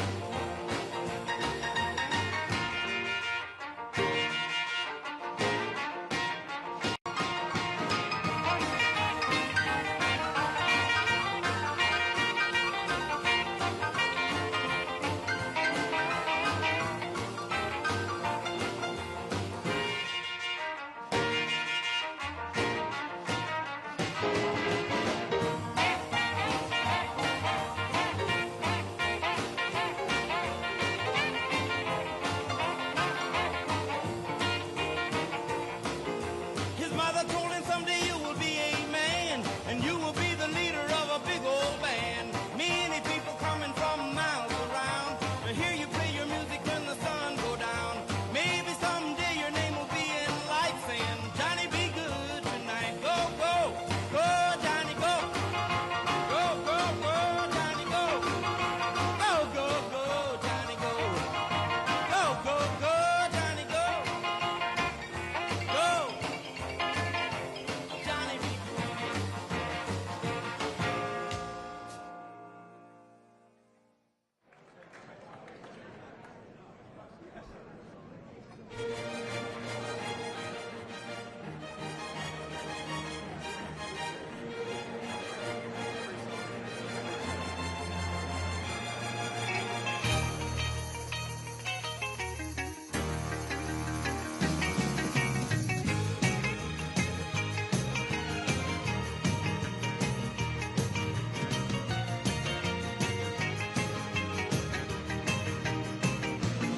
Well, she got her daddy's car and she cruised through the hamburger stand now. Seems she forgot all about the library like she told her old man now. And with the radio blasting goes cruising just as fast as she can now. And she'll have fun, fun, fun till her daddy takes a T-bird away. Fun, fun, fun till her daddy takes a T-bird away. This can't stand her 'cause she walks, looks and drives like an ace. You walk like an ace now, you walk like an ace. She makes the Indy 500 look like a Roman chariot race. Like an ace now, you look like an ace. A lot of guys try to catch her, but she leads them on a wild goose chase. Like an ace now, you drive like an ace. She'll have fun, fun, fun till her daddy takes a T-bird away. Fun, fun, fun till her daddy takes a T-bird away.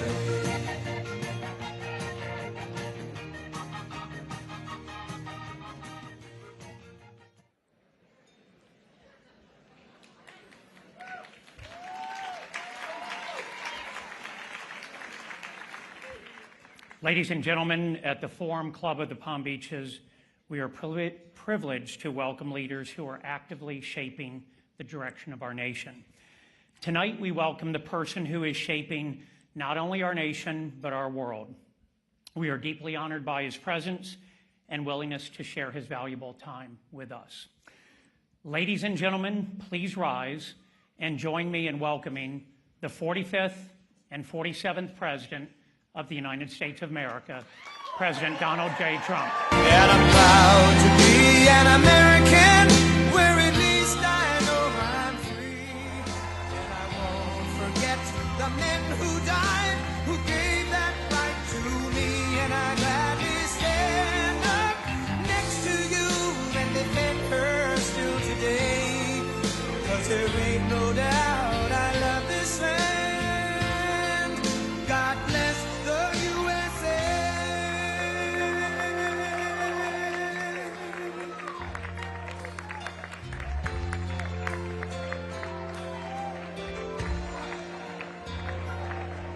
From the lakes in Minnesota to the hills of Tennessee, across the plains of Texas, from sea to shining sea, from Detroit down to Houston and New York to LA, where there's pride in every American heart, and it's time we stand and say that I'm proud to be an American, where at least I know I'm free. And I won't forget the men who died, who gave that right to me. And I gladly stand up next to you and defend her still today.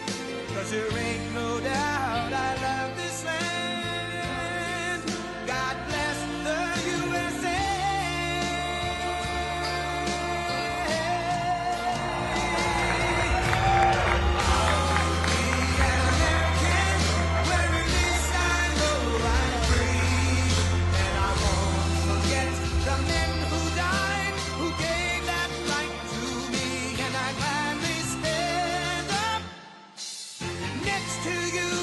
Defend her still today. 'Cause there ain't no doubt I love this land. God bless the USA.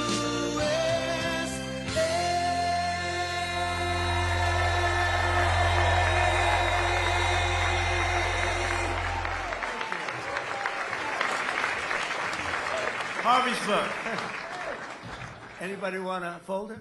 Hello, everybody. This is great. And I want to thank Harvey. I want to thank everybody. So many friends in this audience. You know, I'm very familiar with the area. And our country is hot. We're doing a good job. We're doing a good job. Stock market just hit another high for the 59th time in 1 year. And it's been really great. But I want to thank especially Harvey and all of the people, his beautiful wife, Christina, daughter, Eve. And he really put his heart and soul. He's a wonderful man, a great attorney, a very legitimate person. Sit down. Come on, we'll be here. What the heck? It's a beautiful evening in Palm Beach. Sort of semi, isn't it, huh? Yeah, it's a very hot area. It's a hot area. It's one of the hottest areas anywhere in the country, if you think, right? It's a pleasure to be back with so many friends and neighbors in a place that I love and a place that I call home, Palm Beach. It's been, I've been here for a long time. And I begin by congratulating the Forum Club on 50 incredible years. The Forum Club, wow. Harvey asked me if I do this. I said, no, I have a big speech. You know, I just had a big speech. You probably saw a big. And it's all over television. I said, where am I going now? He said, you're going to Carrabba Center. But you know, honestly, Carrabba Center is terrific. And I mean, I was saying, somebody said, you know, sir, you don't really have to do it. You can call up and probably do it. I said, are you kidding me? Can you imagine? This is a crowd where I know so many killers, very successful people. Some are nice, some are horrendous people, but I like the nice ones and the horrendous ones also. We have some really killers. I'm looking out there. Oh, these people, I've had to deal with them my whole life. They are brutal, but you know, you get friendly with brutal people too. I'm dealing with some quite brutal people right now in the lovely country of Iran. They are very brutal, and I will tell you, we're doing very well. You cannot give Iran a nuclear weapon. It's all I can say. Because they would use it on a place called Israel very quickly, and they would use it in the Middle East, and they'd use it in Europe, and I guess we'd be next, and it's not going to happen. Don't worry about it. We've taken apart. We've taken their Air Force is non-existent. It's gone. Their Navy, they had a very strong Navy. They had the strongest Navy by far in the Middle East, many times over. They have 159 ships. Every single ship is at the bottom of the sea right now. They have no anti-aircraft capacity. They have no radar. They have no leaders. Actually, their leaders are all gone, too.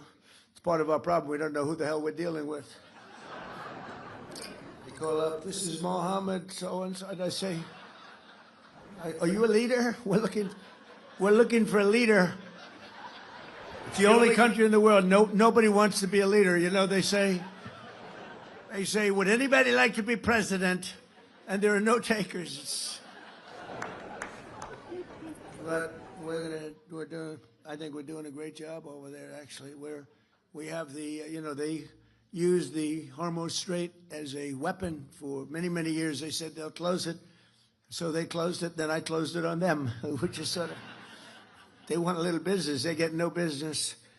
But it's going to work out because everything works out. You know, you look at what we did with Venezuela. That was an amazing military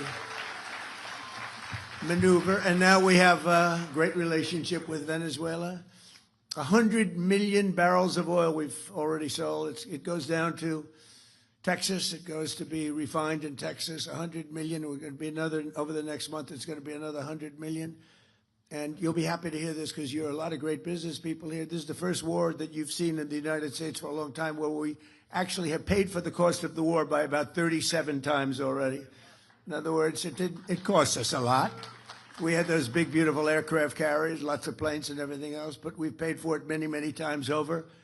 And we're getting along great with the people, the leaders of the country, and we're working with them very closely, and they're relying on us totally, and the relationship is very good, and they're doing more business now than they've done in 15 years probably, and we have the oil companies all moving in, the big American oil companies are all moving in. It's really been amazing.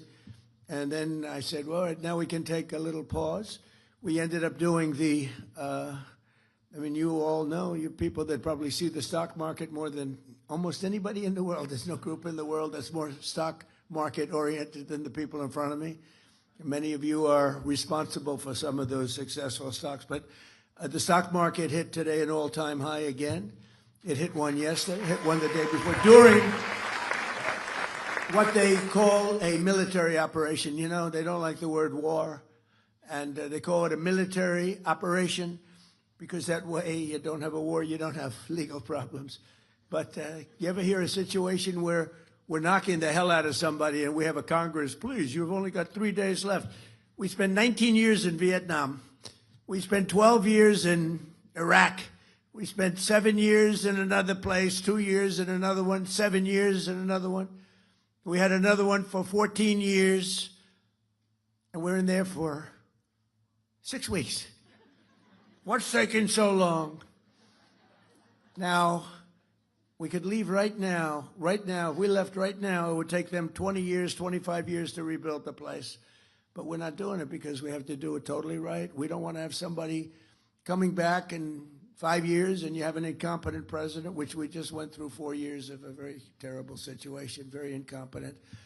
But this should have been done long before I got to office, so we had to do it.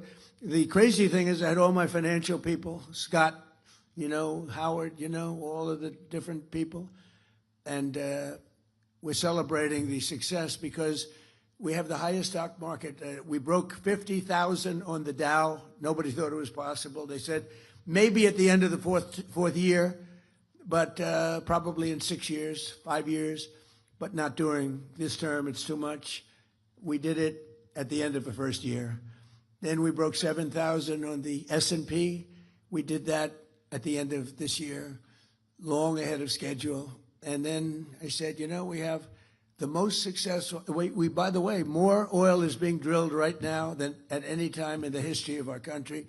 We're doing double, look at this, we're doing double Saudi Arabia and Russia combined. Double Saudi Arabia and Russia combined. Nobody knows that. And you see all of those big, gorgeous ships coming up from all over the world because the strait is closed by us, and they're coming to Texas now and Louisiana to load up, big ones. 2 million barrels of oil, the big ones, those are the big ones. And they're all heading up, and you see the line, they call it the conga line. I don't know what that's supposed to represent, but you see those graphs, it's made from Space Force, you know. We were responsible for Space Force. We needed Space Force. We were being killed in space by China, by Russia. In my first term, I created Space Force. First time in 79 years that we did a new division, a new grouping, because you had the Marines, the Army, Navy, the Marines. We had the Coast Guard.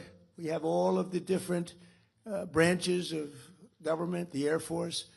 And they thought the Air Force and the Space Force would stay together, but the Air Force wants the Air Force. They're not going to give, and space is so important now, and we did Space Force, and all of those things, many of those things that you're saying is because of Space Force. And now Space Force is, we were losing badly in space to Russia and China militarily. Now we're way in the lead, way in the lead. We have the greatest space capacity of any country in the world. So we're very proud of that. We need it. We need it for protection because it's a nasty world out there. We need it for protection. So we're very proud of Space Force, but they, among other things, they give you beautiful satellite pictures of what's happening in the world. And when you look at the Hormuz Strait and you see all of those ships, all of those people and ships that they want to get out or they want to get in, they're all over the place. They're like little ants, right? They look like a little anthill. And hundreds and hundreds of ships. And we have a Navy that is unbelievable. We put up, it's a blockade. It's a blockade. And you saw the other day where a massive tanker, this was bigger than 2 million barrels, a massive tanker was trying to run it, and the young captain of the ship from Annapolis, these guys are like central casting. You could put him in. I'd say something about Tom Cruise. I was going to say better looking than Tom Cruise and taller, but I'm not going to do that because he's a friend of mine. I can't do that. But they're like central cast. You could move them to Hollywood right now. They'd be movie stars. But you saw him saying, we have guns trained on your ship. Turn your ship around. Turn, and this is loudspeakers that go over the ocean, and they hear them from 2 miles away. Turn your ship around. Turn your ship around. And all of a sudden, you, yes, we are going back to Iran. We are going back. They turned it around. It takes 10 miles to turn the sucker. You know, it's not like turning around a bicycle. It's like, it's big stuff. And then we had the other one you saw from 4 days ago where they were going to ram the we call it an iron wall. It's essentially an iron wall. We have such great military and great Navy. And they were going straight through. And they said, turn your ship around. And there was no response. Turn your ship around. Evacuate your engine room immediately. And you see all these guys running out of there. Now, they're 5 miles away. And one shot into the engine room, blew up the engine room. The ship stopped. They used tugboats, and then we landed on top of it. On top of everything else, we then land on top of it, and we took over the ship. We took over the cargo, took over the oil. It's a very profitable business. Who would have thought we were doing that? We're like pirates. We're sort of like pirates. But we're not playing games because, you know, for 47 years, Iran has been pushing everybody around. They're the bully of the Middle East. They've been scaring everybody, Israel and Qatar, Saudi Arabia, UAE, Bahrain, Kuwait, all of them. They're all, it was the bully of the Middle East, I understand it. Bush made a mistake. He took out Iraq. You know, Iraq, and by the way, I congratulate the new president of Iraq. I endorsed him. I'm now in the business of endorsing political leaders from foreign countries, countries that nobody's ever seen before. And we have a pretty infallible record. We've won a lot of them, but I endorsed the man because we didn't like the man that was the president of Iraq, and we endorsed somebody that not a lot of people have heard of, and he won in a landslide. So I just spoke to him yesterday. But the relationships we have relationships that are very, very strong, very powerful relationships, and I think the Middle East is going to be taken care of. We had a lot of conversations with the leaders. I call them the new leaders. I call them the new regime. You know, they kept saying, the radical left, where is regime change? Well, if this isn't regime change, there's no such thing. Because Khomeini in the first tier was gone. The second tier is gone. Half of the third tier is gone, which is a problem. That's a problem, because we are trying to figure out the right one to talk to. We talk to one, and then another one calls up. Let's make a deal. But I think we're in a very, I know we're in a very strong position. There's the expression that we've all heard, or many of us have heard, if you like the fights, if this were a fight, they'd stop it. But again, their military they have some missiles left. They have some missile-making capacity left. We've knocked out about 85% of their manufacturing capacity for new missiles out. We've knocked about 82%, but that means they have missiles left. We knocked out most of their drone-making factories, but they have some drone capacity left, and drones are pretty effective. But we've also developed, in the meantime, if you remember, the German U-boats were a horror. Nobody could stop them, and then all of a sudden they come up with sonar, and it went from nobody could stop them that it was the worst place in the world to be is in a U-boat. The drone, anti-drone capacity that we have now is fantastic. They have new weapons, lasers. You got to see the lasers. They go into a laser, they just burn they just boom. And we have that, and we have very special machine guns with large-scale bullets operated by a computer. And as they come in, it just knocks them out like it's amazing.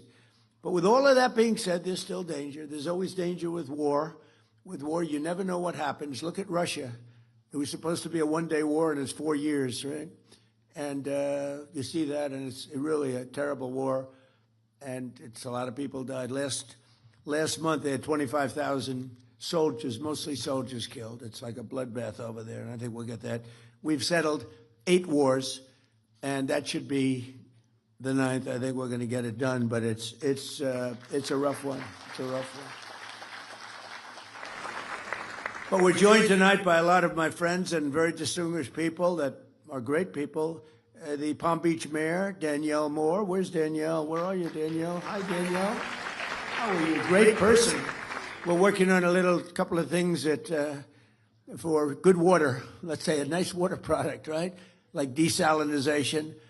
I said, Danielle, why can't we be like a submarine? We have the best desalinization. We have the best submarines in the world. We can go for years underwater, all nuclear submarines, the nuclear ones.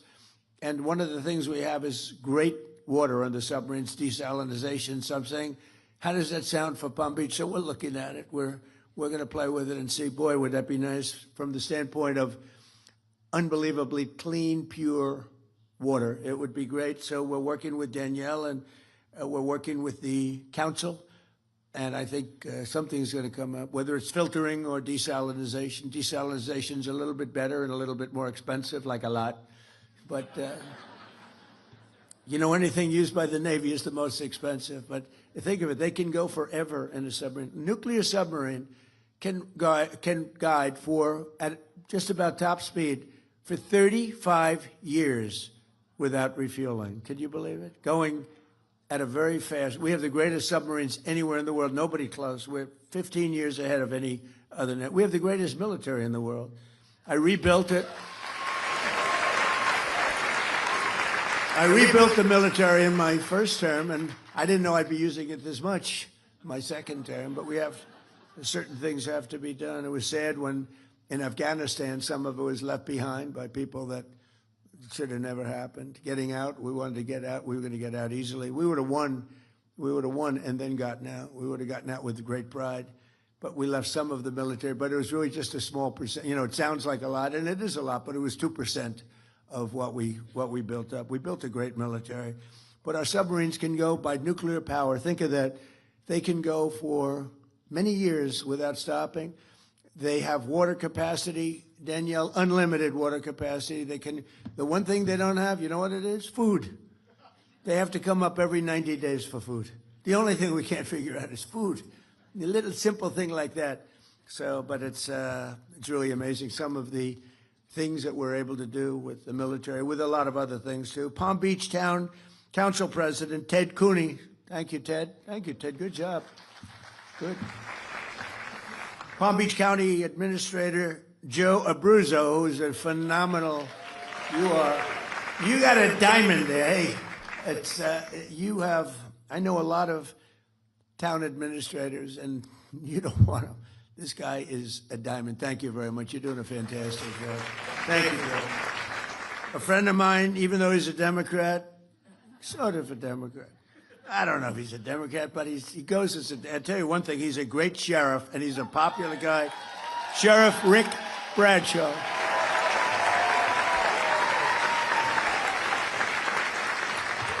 So I shouldn't tell you this. I told this to Rick, and, I know how tough he is, and also I figured this might happen, but I voted for Rick. He's a Democrat. This could be the end of my presidential career. I voted for him, and one of the reasons I voted for him was he's great. The other was that I was afraid he'd check my vote. And you know what? I think he did, because there was a story in one of the papers that, I don't know, I did some filing, and they actually checked my vote, and I voted for Rick. So that's pretty good, right? All right, I'm in trouble with the Republican Party, but they'll understand. I'll figure that one out. Great job. Great job, Rick. Really. Candidate for mayor of West Palm Beach, Christina Lambert. Christina, wherever you are, good luck. Good luck. And former Florida CFO, Jeff Atwater. Jeff, thank you. We have a friend of mine for a long time, Pepe Van Hool. He's the sugar. He has a monopoly on the sugar market. I don't know if that's good or bad. I don't know if that's good or bad, Pepe. I think it's good. It sounds good to me. He has a monopoly on sugar throughout the world. He's also one of the largest property owners, maybe the largest in all of Florida. And Pepe Jr., who is just like the father. He looks like him, sounds like him. He might even be more vicious, if that's possible. But they're both here. Pepe Van Hool, where are you, Pepe? And Pepe Jr., good. They are great people. And he's been a supporter of mine from the beginning, right? Almost before I ran, he said, if you run for president, you're going to win. Before I even announced, it was sort of crazy. He's been there from the beginning. Thank you very much. We appreciate the friendship. Great guy. I actually did tell Coca-Cola, why aren't you using real sugar? And they said, well, we have, the aspartame, whatever it is. I said, no. In other countries, believe it or not, Mexico, who does not like me after the change of the name to the Gulf of America, the president called me up, this is 6 months ago. We have 92% of the waterfront. They have 8%. And I always wondered, why is it the Gulf of Mexico? For a long time, even looking as a kid, I said, well, Gulf of Mexico, it's such a powerful name. It's such a powerful thing, the Gulf of Mexico, but it should be the Gulf of America. I mean, I'll say it only within the confines of this room, because I know there's a lot of fake news back there. Within the confines of this room, Mayor, you're not going to tell anybody, please? I was thinking about seriously calling it the Gulf of Trump, but I really was, but I was told by some very wise people, please don't do this. That's what I don't think would have worked. What do you think? That wouldn't have worked too well. But, it's such an honor to... You look at that incredible, powerful, beautiful, really rich area of water. There's probably very little like it anywhere in the world. When you look at all the rigs out there, all the wealth that's underneath that water, and now it's the Gulf of America. And the president of Mexico called me. He's not too fond of me anymore, but when she heard about it, it was put in some paper. Somebody leaked it someplace always. You always have leaks. When you're in my world, leaks are a part of life.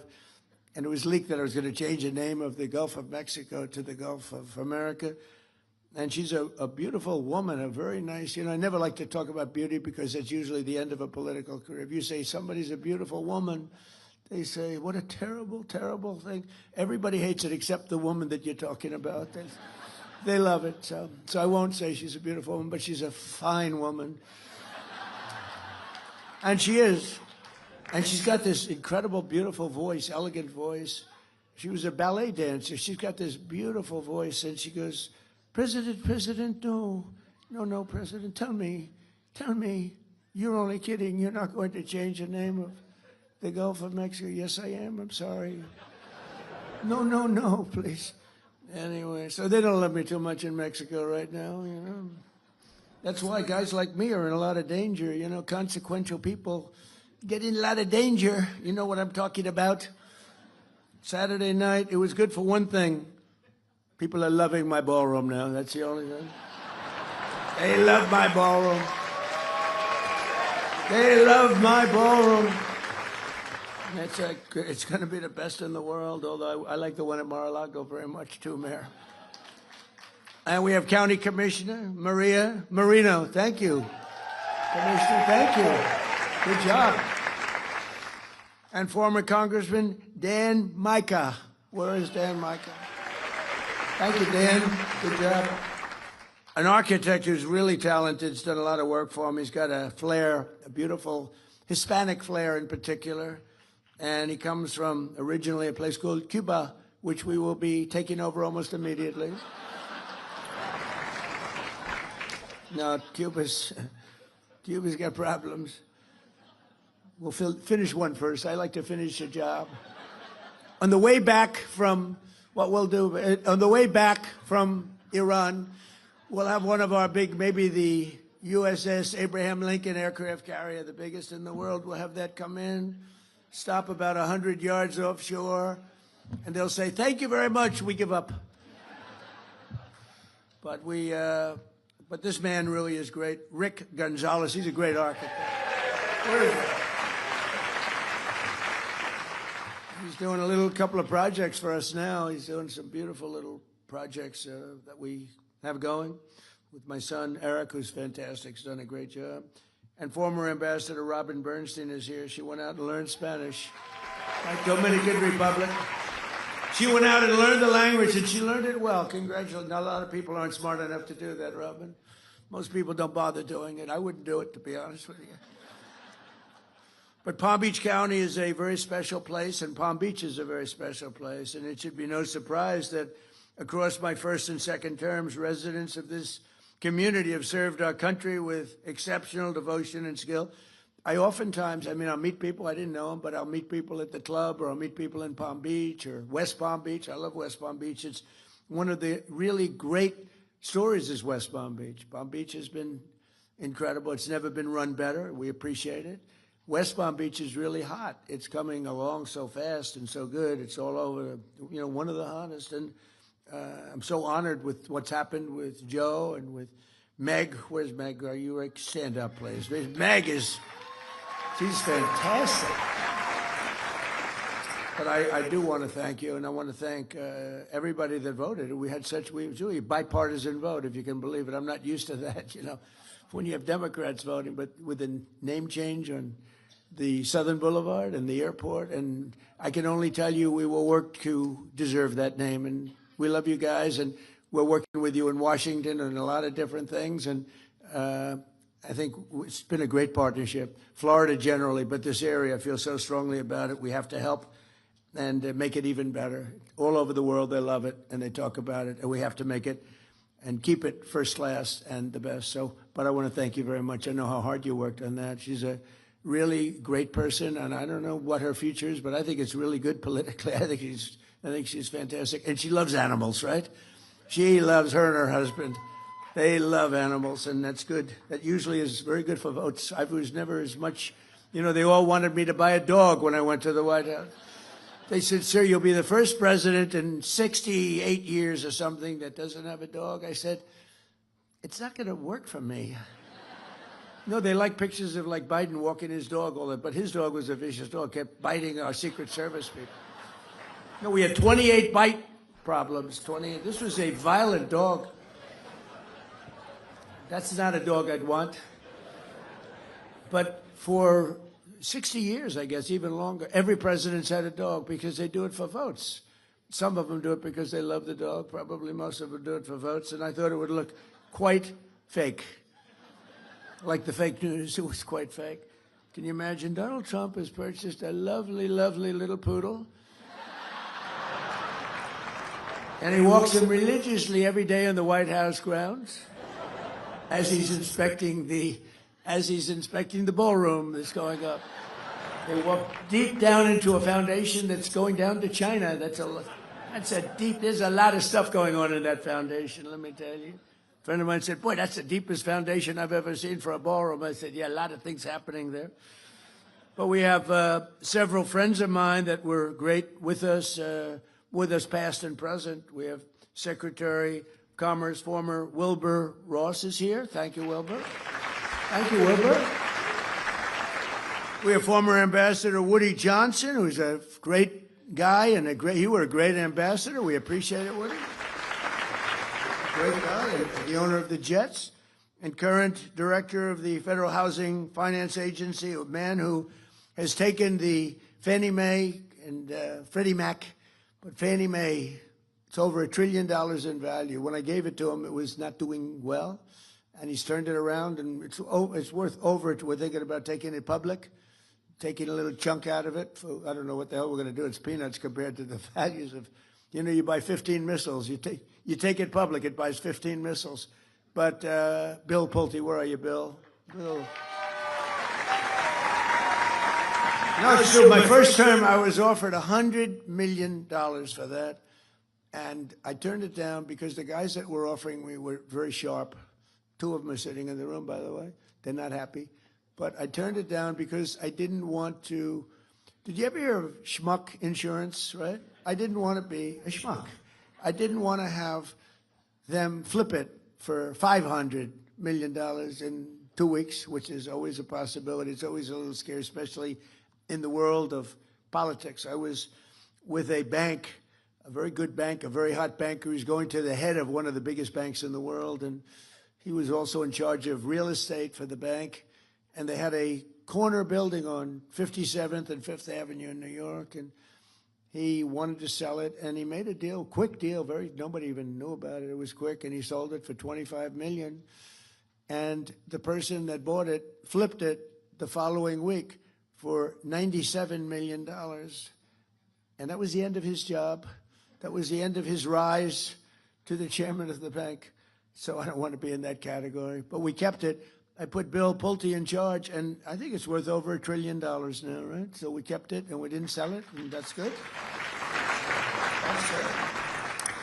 But not only have we lovingly restored they call it the crown jewel of Palm Beach, Mar-a-Lago, but we turned it into what everybody acknowledges. It's the hottest club anywhere in the world. I mean, I hate to say it about my club, but it is truly everybody that's been there. It's the hottest club anywhere in the world. And very importantly, it creates hundreds of jobs and brings thousands of travelers here each year. And then we have all the weddings and all the conventions and the events that we have there are spectacular. And they say it's raised more money as a ballroom. It's raised more money than any other ballroom anywhere in the world for charity. We raise tremendous money for charity. It's every other night you'll see it. They raise it for incredible things. And just as Marjorie Merriweather Post, who, with her husband, E.F. Hutton, that was a power couple. E.F. Hutton, remember? E.F. Hutton talks, everyone listens, right? He was the #1 guy. He's like some of the guys in this room was a long time ago. This was in the early 1920s, roaring 20s, but Marjorie Merriweather Post was married to E.F. Hutton. She was the richest woman in the world, and they wanted to build something incredible, and they envisioned everything, and they bought the lot in South Florida. She bought it because that's where the great reef, if you look at, the maps, you have a great stone. It's a source of unbelievably powerful stone. It's a stone jetty, and it ends right there. She bought it there because there wouldn't be any settlement when you built the house on that settlement. It ends right in the backyard, actually, and it's really pretty amazing. she envisioned something really great, and she built Mar-a-Lago along with E.F. Hutton. And at the time, and then you had the Depression, but she wasn't affected by the Depression, and she actually built other sections onto it because she wanted to give people jobs. She did a fantastic job. And she always wanted that to be the Southern White House. And in fact, when she died, she left it to the White House Historical Society. And the late, great Jimmy Carter decided that Mar-a-Lago was too expensive for the United States. So fortunately for me, he gave it back to the Historical Society, and I bought it. And we spent a lot of money and made it great. I lived there for a while. Then I said, this is a very big house to live in. And, you know, we had kids, and you have the kids running around the house. You can't find your kids ever. Where are they? Where are they? Which floor are they on? But it's a special place, and it's become a great club. And we've had all the foreign leaders, most of them. We had President Xi of China here a few years ago, and I'm going to be there in 2 weeks, by the way. That'll be interesting. But it'll be something because, you know, he's amazing. He's an amazing guy.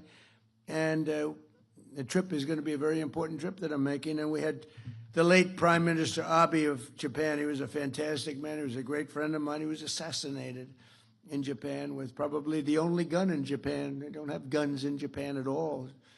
This crazy person made a gun and assassinated our friend, my friend. He was great. And we've had a lot of the other top leaders of the world at Mar-a-Lago. So good for Palm Beach. You know, it's interesting. They have a lot of Secret Service, as you can imagine. Probably gets even more, but we have a lot. And I have friends that are very rich, very powerful, and they don't complain. They sort of love it because the president is in your community, not me. It's the president the president of the United States is in your community, and they're so proud of it. I mean, people that are in this room that are very, very substantial, as big as it gets on Wall Street, and they have houses that are beautiful, and they have to go around. They have to go to one bridge or another bridge. They get thrown around like piñatas by the Secret Service. Get the hell out of here. These are people that never get spoken to. You know, the Secret Service, these guys, they don't have a lot of expression. They do a very good job. And the head of one of the biggest banks, the biggest bank, comes in. Sir, move out. What? Move out right now. Come on, let's go. He said, nobody's ever spoken to me. And yet they don't mind. It's crazy. They don't mind. They're honored to have the president, you know, whether it's me or anybody, they're honored to have the president in their community. So it's great. And it also gives you a lot of additional security. You get a lot of freak security. Mayor, I have to tell you, you probably have the safest community in the history of the world, if you want to know the truth. Nobody's coming into Palm Beach to do any robberies, okay?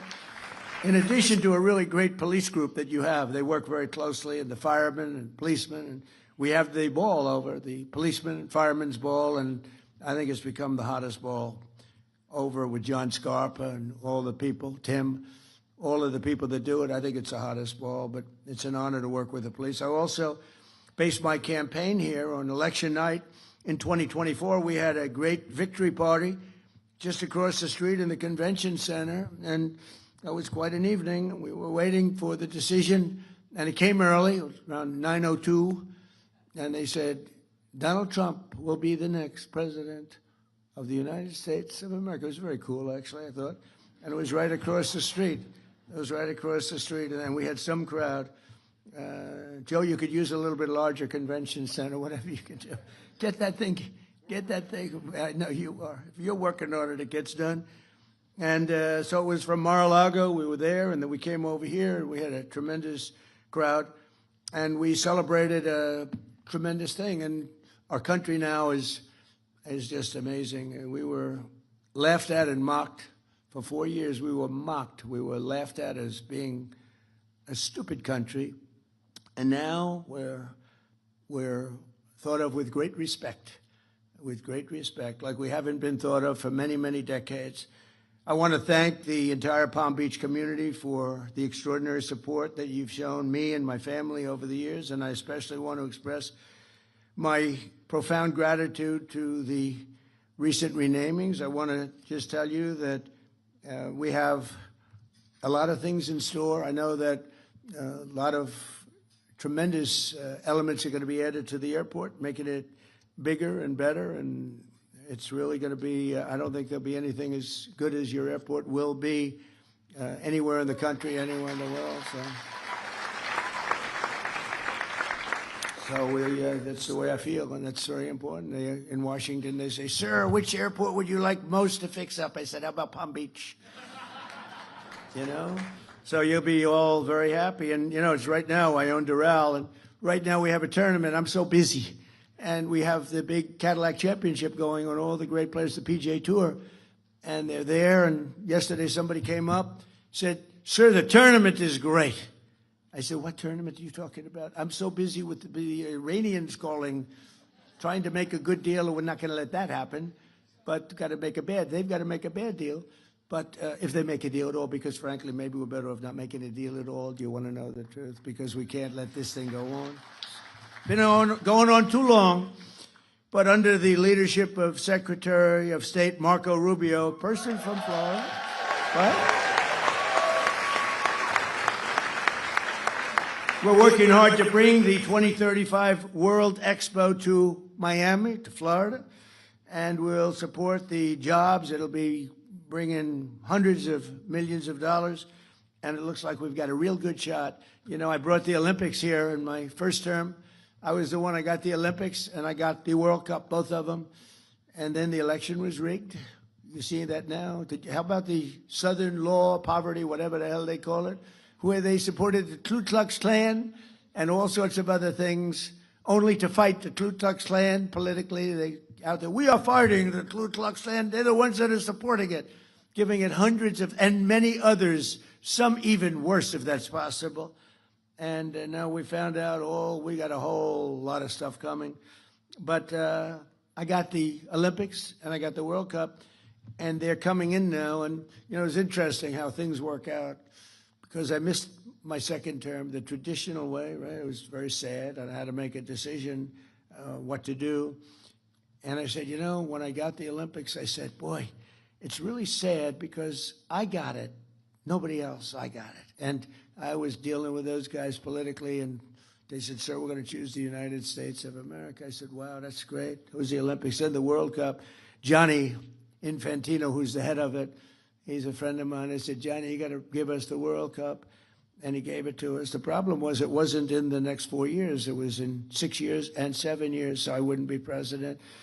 I said, you know, I got the Olympics, I got the World Cup, and I won't be president. And then all of a sudden I realized I am going to be president during the Olympics and the World Cup. It's amazing. And, you know, it's very interesting, though. I tried taking the third because we also have the 250th year. This is a great term when you think about it, with all the things we've done. And on top of that, and then we did the great big beautiful bill with no tax on tips, no tax on Social Security, no tax on overtime, all sorts of things. It's turning out to be very popular. People are now understanding it. But when I got these, I said, 250 years, okay, I got the Olympics, I got the World Cup. Maybe I can also claim the 250-year thing that I got that too. So I tried. I said, I also got 250 years. And they said, "Sir, you didn't get 200, with 250. Okay, well, I gave up. So I gave up on that one. But we're having an unbelievable celebration. And in fact, on June 14th, not so far away, the UFC is going to have, I think it's the most exciting. I've been involved in a lot of events. I've given out a lot of tickets. I've sold a lot of tickets to things. I don't think I've ever had anything. This is going to be wild. We have a 5,000-seat arena being built right opposite the front door of the White House for the 250th. And that's going to be June 14th, which is my birthday, which is absolutely, you know, Flag Day. Flag Day. But and that's a coincidence. It is not, I didn't do that. It just worked out that way. It is actually true, I swear. I did not do it. It worked out that way. But it's June 14th. At least it's easy to remember. And they're building, it's going to be a Sunday night, and it's going to be on CBS. And then they're having, that'll be a 5,000-seat like arena that's going to be sort of a one that they put up. UFC, Dana White, the great Dana White, he's fantastic. And then they're having anywhere from 75 to 100,000 people in the park. Right across from the White House is a beautiful circular park, ellipse. And that's going to be having thousands and thousands of people. and they have 8 massive screens being built, and people are going to be able, there's no charge to anybody. Everything's free, and it's going to be something really fantastic. The biggest problem I have is the 5,000-seater. I have everybody that wants tickets, but it's one of the hottest things. And then we have the IndyCar, as you know, they're doing a race. Roger Penske, and he said, you know, I've come to Washington 142 times over the years trying to get an IndyCar race in Washington around the Capitol. He said, and I've never been able to do it. And then I gave it one last chance, and I saw my friend Donald Trump, president, and in a half an hour I had the whole deal done. We made a deal. So they're going to be, it's a little bit like the airport, right? And in literally it's going to be great. In half an hour he got the deal done. He's so happy. Roger's incredible. You know, he's won 20 Indianapolis 500s. I gave him the Presidential Medal of Freedom. I said, you know, it's amazing. These countries, Germany, Japan, they spend billions of dollars on cars trying to win the Indianapolis 500. And, you know, they rarely do it. I don't know if they've ever done it, but they rarely do it. They spend all this money. Roger Penske's won it 20 times. So needless to say, he's quite good in the automotive division. I mean, the guy is amazing. He's won 20 Indianapolis 500s. It's not even believable. So I gave him the award when he won his 18th. I said, Roger, I'm going to give you the Presidential Medal of Freedom. What you've done is amazing. And since then, he's won 2 more. I don't know what it is. It's crazy. But he's a fantastic guy. So we're going to have the Indy, which are like the racing cars, a Formula One type car. And that's going to be something that everybody's looking for. We're providing $42 million of improvements in Florida railway safety. You know that. And $210 million to the state for rural health care. And we delivered more than $2 billion in federal funding for the Army Corps of Engineers to dramatically speed up the restoration of the Florida Everglades and Lake Okeechobee, which is now being done. Right? We're doing that. A lot of it's been done. I got it done in my first term, but we're adding to it Okeechobee and, you know, all the things that benefit you. And today we delivered a huge win for our great fishermen and anglers in the state. We have any fishers? I don't think this is a fishing room, you know. I gave this statement a little while ago in the villages, and the place went crazy. I don't think any fishermen here? Oh, that's not bad. Well, then you like this. That's better than I thought. But all state permits for the 2026 red snapper recreational season, as you know, was brutal with the federal government. You couldn't do anything. They let you catch a half a fish. If you caught 2 fish, they want to put you in jail, give you the electric chair.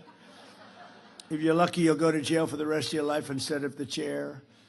It was brutal. And so for years, our great fishermen have been punished in Florida and some other states with very short federal fishing seasons, like how about 2 hours? Go fishing. You go fishing for 2 hours, and then you have to pull it in and get the hell out of town, or they'll arrest you. But they gave you record short season, and I'm giving you unlimited seasons and federal seasons despite record fish populations. It's hard not to have a record fish population when nobody's been allowed to fish, essentially. And the states are begging to get these permits, and what we're doing is we're doing it. And the very incompetent Biden administration tried to shut down the oceans to our fishermen. And that, you know, look, the ocean's a big place. It's a big place. But we love and respect our fishermen and all of those people that love that sport and love it. And so I'm very happy to announce that we just spoke with NOAA. That's your big group that does all of the work on regulation.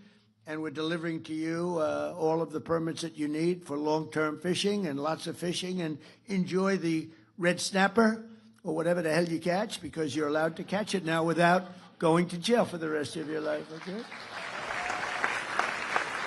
And with the support of many people in this room, a lot of them, we had the most successful first year of any administration in history, they say. Even the radical left Democrats are saying that. We took the most dangerous, unsafe, violent, and open border in the world, and anywhere in the world, there's no border like this, and created the most secure border in U.S. history with 0 illegal aliens entering our country in the last 11. Think of it. We went from 25 million people coming in to 0, and the people that make up that list are the Democrats. Nobody even tries to come in because the border is so tight right now that you just don't even try. It's amazing. And you know, we had an open border that was allowing a terrible situation. We were allowing people in jail, people in mental institutions, drug dealers, murderers. 11,888 murderers coming into our country. Many of those people murdered more than one person. One murdered 7 people, and they're releasing them into our country. It's terrible. The murder rate in the United States is now the lowest it's been in 125 years. Can you believe that? That's sort of terrible to say in a way, because it's, who wants to talk about murder? But we had a murder epidemic, and it's now the lowest since before my father was born, 125 years, 1900. And that's an amazing thing. And the crime rate in the capital, Washington, D.C., which was a disaster.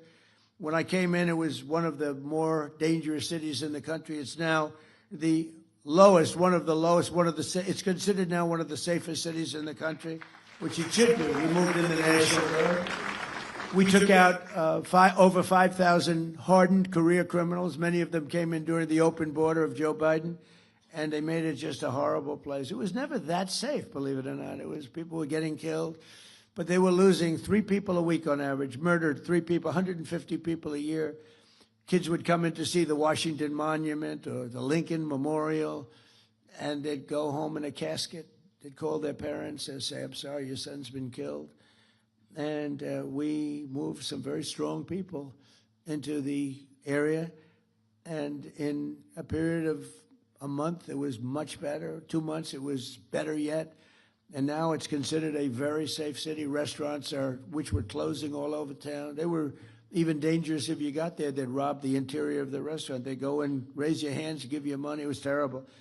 And it's a very interesting statistic, Mayor. So 90% of the crime is committed by 2% of the people. And that's really good, you know, because that means you can solve the problem. If it was 25% of the people, that's a tough thing. 2% of the people commit 92% actually of the crime. It's incredible. It's great because you get rid of them and you don't have it. We took out over 5,000 hardened career criminals, numerous murderers, and they're gone. They're back in their countries or they're in jails. We've secured the largest reduction in drug prices in American history. Under my most favored nation agreements, we're delivering your record-setting discounts with price differences of 400, 500, and even 600% lower. And what that is most favored nation. We were the highest priced drug nation anywhere, prescription drugs anywhere in the world, by far the highest. A drug that would sell for, like the fat drug, you know, my friend became a very famous, he's begging me not to announce his name, but I use him as an example. He's very smart, very fat. And he was in London, and he called it the fat. I said, "I get one of those fat shots." And I said, "It's not working." He's become very famous because he's really the one that got me onto this. It was like crazy. He said, "In London, I buy it for $87. In New York, it's $1,300. The same exact." And he's very smart, very rich, actually. Highly neurotic. He's a neurotic guy. Highly neurotic. Most neurotic people, they're either really wealthy or they fail badly, you know. You want controlled neuroses. His is not controlled, but he's smart. He checked out the company. He said it's the exact same drug from the exact same factory, made in the same plant. Everything was except the price. One was $87 in London, and one was $1,300 in New York. He said, "What's going on?" And actually, it had a little bit of an impact, and I went to the drug companies. I went all over. They've been looking at this for years, but there was no way you get the drug companies to do it. I got them to do it. I did a lot of bad things to them, but I got them. But they didn't care because they said there's no way to get the countries to do it. You had to have the country, because in London, a pill that was selling for $10 would sell for $100 in the U.S. In Berlin, $5 compared to $87, $90, $95. A tremendous, sometimes 10 times, maybe more than that. So they said, "You'll never get the country, sir, but we're with you." They didn't know this was going to happen. I said, I'll get the countries 100%. So I called up, you might have seen this, I mean, I've said it a couple of times. I called up the countries, and I got France, that's Emmanuel Macron, beautiful accent. I said, Emmanuel, you're going to have to lower your drug prices in the United States because you're making it impossible for us. I mean, your prices are low and our prices are high, and you're going to have to, no, Donald, I will not do that. You see, because the world is bigger than the United States, it's really not as bad for them as it sounds. If they double their price, we can lower our price to them because of the size. It's a world situation. The whole world was ripping us off. We were paying 10 times more, 5 times more, crazy. And so I said, no, Emmanuel, you will do it 100%. No, I will not do it. So if he had a pill that sold for $10 and he had to sell it for $20, that's a big increase, right? But I said, it's not fair, Emmanuel, because we're not fair. You will do it, Emmanuel. You will do it. He said, no, I won't. I said, here's what I'm going to do, Emmanuel. If you don't do it, I'm going to put a 200% tariff on your wines and champagnes that you sell into the United States, and it's effective on Monday morning. Donald, like I said, I will do it. I'd be glad to. So I did that with all the countries, and every country agreed. I'll tell you who can't believe it, the drug companies. They said, what you did is impossible to do. But I do it. I do a lot of things that are impossible to do. Like becoming president 3 times. Like winning 3 races. Anyway, so we have the lowest prices anywhere in the world. We went from the highest price. It's a really big thing. And frankly, that should win us the midterm. But, the press hates to cover it. So, but people now know. So you can get drug prices. We go from the highest priced drugs in the world to the lowest. It's an amazing thing. And we have to go buy it, it's trumprx.gov, and that's been named by Bobby Kennedy and Dr. Oz. They're fantastic. They're doing a great job. I had nothing to do with that one, Joe. I had nothing to do with that one. And I had not much to do with the airport. That was Meg and you and everybody else, I tell you. It's not nice when you call up and say, hey, would you name an airport after me? They approached me with the road first and then the airport, and it's just a great honor. But the trumpgov.com is setting every record in the book, and they're buying things for a fraction of the price. And today I'm thrilled to announce that starting on July 1st, we'll provide Medicare patients with coverage for weight loss drugs like Ozempic, Zepbound, Wegovy. It will be available for, listen to this, $50 a month. And we're cutting, as you know, and as you, I hope, know, we cut the insulin price down to $25 a month, which was, in many cases, it was $1,000. And I don't know if it affects the people here, but it was thousands of dollars, and now it's down to $25. We got it down. I did that really in my first term. It was terrible because I did it in the 3rd year of my first term. I got it down to $25. And then they told me, sir, it will take statutorily, it'll take 2 years, one of those deals, it'll take 2 years before it can go to that price. I said, I better win the election. If somebody else wins the election, they're going to take credit for the insulin. And lo and behold, we had some problems with the election, that disgraceful thing. And I saw Biden up there. We have a $25 insulin. I said, I did that. Can you believe it? I was seething. I was not a happy person. In fact, I said, I think we're going to have to run to set the record straight. But we got it down to $25. It was amazing. Everyone knows we did it. We actually have been given good credit. It's nice to be given good credit when you do things that are good. And I guess sometimes they'll say they don't give me enough credit, and then I'll be in the Oval Office, this beautiful, most powerful, most incredible office in the world. People walk in and they say, wow, the biggest people in the world. Even the Queen the other day, she walked in with King Charles, Camilla. She said, wow, this is the Oval Office. I said, when the Queen of England says that, that's very cool. But people do, the biggest business people, the biggest politicians. And, it's an amazing place, and we keep it well. We fix it. One of the nice parts about being in real estate, I give it the Mar-a-Lago treatment. We fix Mar-a-Lago. We make it better than it's ever been. It's better than it was the day it was built. So we have a lot of fun. By the way, the King and Queen were fantastic. They were here. What great representatives they are for their country. Really high quality. When he got up and made the speech with that beautiful accent, I said, well, that's the one thing I'll never have is that accent. I'd like to have that accent, but no, it was very elegant. He's a very elegant person, very good person. So in 4 years, the last administration took in much less than $1 trillion. And in 11 months, so you got 4 years, less than $1 trillion. And in 11 months, we took in as an investment where countries and people, rich people are investing.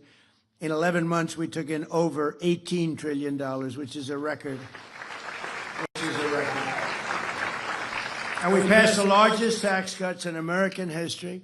And, you know, you have your 1 year deduction that people never thought would be possible. Instead of over a 38-year period, you're taking it in 1 year.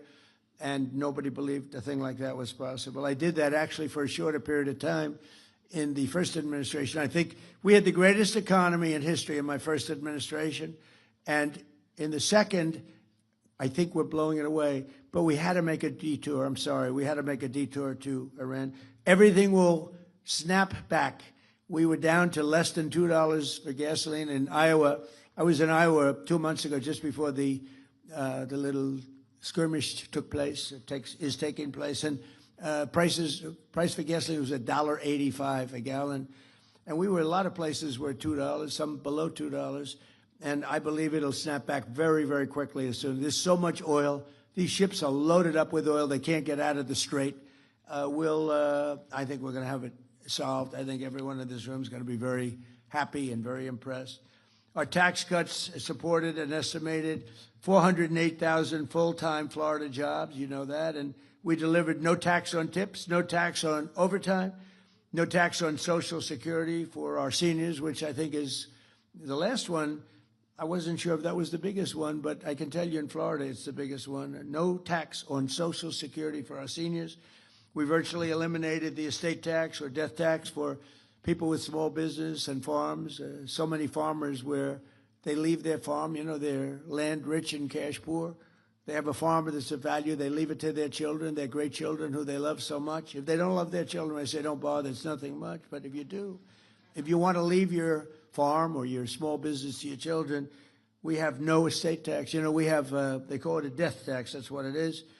And just, you know, pretty amazing thing. In the case of farms, you know, it's a way of life. And the parents would be on the farm. The kids would grow there and they love it. They wouldn't do anything else. They would rather do that than anything else. And they used to get hit with a tax, a big tax that they couldn't pay. So they go out and borrow money from the local bank or whatever. And they weren't able to pay. And they would lose their farm. And in many cases, they would commit suicide. Literally, they'd commit suicide.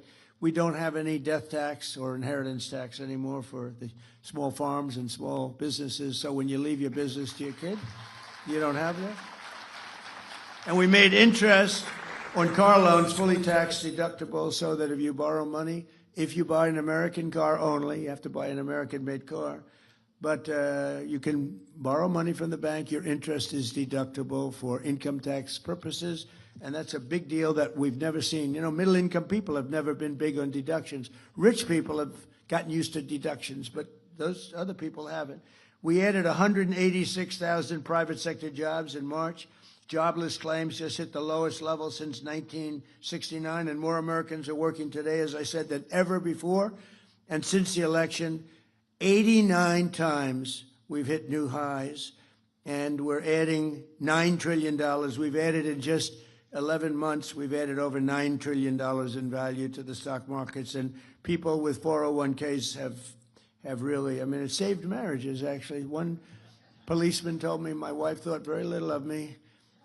She felt I wasn't a man because I was a bad investor with my 401k. I had nothing I could do about it. It was under the Biden administration. And now she thinks that I'm Warren Buffett. She said, my husband's the most incredible investor I've ever seen, and all I do is just look at the numbers every month. So it's amazing. The 401ks are incredible, incredible. Core inflation has dropped to a 5-year low, with the exception of oil prices, which is just, you know, I think most of the people in this room understand that. As soon as it's over, it's going to drop like a rock. I think it goes below where it was because there's so much oil. It's not like it would be a problem if there wasn't a lot. There's so much oil out there. But core inflation has dropped. Grocery prices are down. Used car prices are down, rent is down. The only thing that is up is the gasoline, and that's coming down. But, you know, with all of this, and I say it again, we had to do this little excursion, because if we didn't, if they had a nuclear weapon, this world would be, it would be a horror. It would be a world that would live in fear. And it should have been done for 47 years by other presidents and other countries, frankly, but it wasn't. They were all afraid of Iran. It's very strong, was a very strong country. We've blown the hell out of them, if you want to know the truth. But we've leashed American energy with that simple policy of drill, baby drill. And I'll tell you, we're producing more oil and gas now than we ever have at any time. And we're investing over $1.5 trillion next year in the military. And we have the strongest, the greatest military by far anywhere in the world, stronger than any other country by far. And thanks to our warriors and their allies, the Israeli Defense Forces today, the Iranian regime has none of those things that we talked about: Navy, Air Force, anti-aircraft capacity, no radar. And again, dozens of their leaders are no longer with us. They're elsewhere. Most importantly, though, thanks to our blockade. The blockade has been unbelievable. They're unable to export any energy, and they're crumbling as an economy. But I just want to say that we have now a great country that's respected again. We're a country that is winning like it's never won before, and we're going to keep it going. And I just want to thank all of the people from this area of the world. It's a great area of the world with great leaders and people. And it's people that I have a lot of respect for. But it's an area of the world that everyone's talking about, and it's an honor to be a member of this group of people, very distinguished, such distinguished people. I mean, I'm seeing so many people, the people that you read about, the people that you look up to, and they happen to be here. Speaking in front of you with Harvey, my lawyer, the lawyer. If he ever loses a case, I'll fire him so fast. But he's my lawyer, and it's, he said, would you do it? I said, absolutely. And I know it's turned out to be great because outside they have thousands of people trying to get in, so that's a good feeling. But I just want to thank very much all of the people of West Palm Beach and Palm Beach, all of the people that we've dealt with. You are really fantastic. Thank you. Thank you very much. Thank you very much.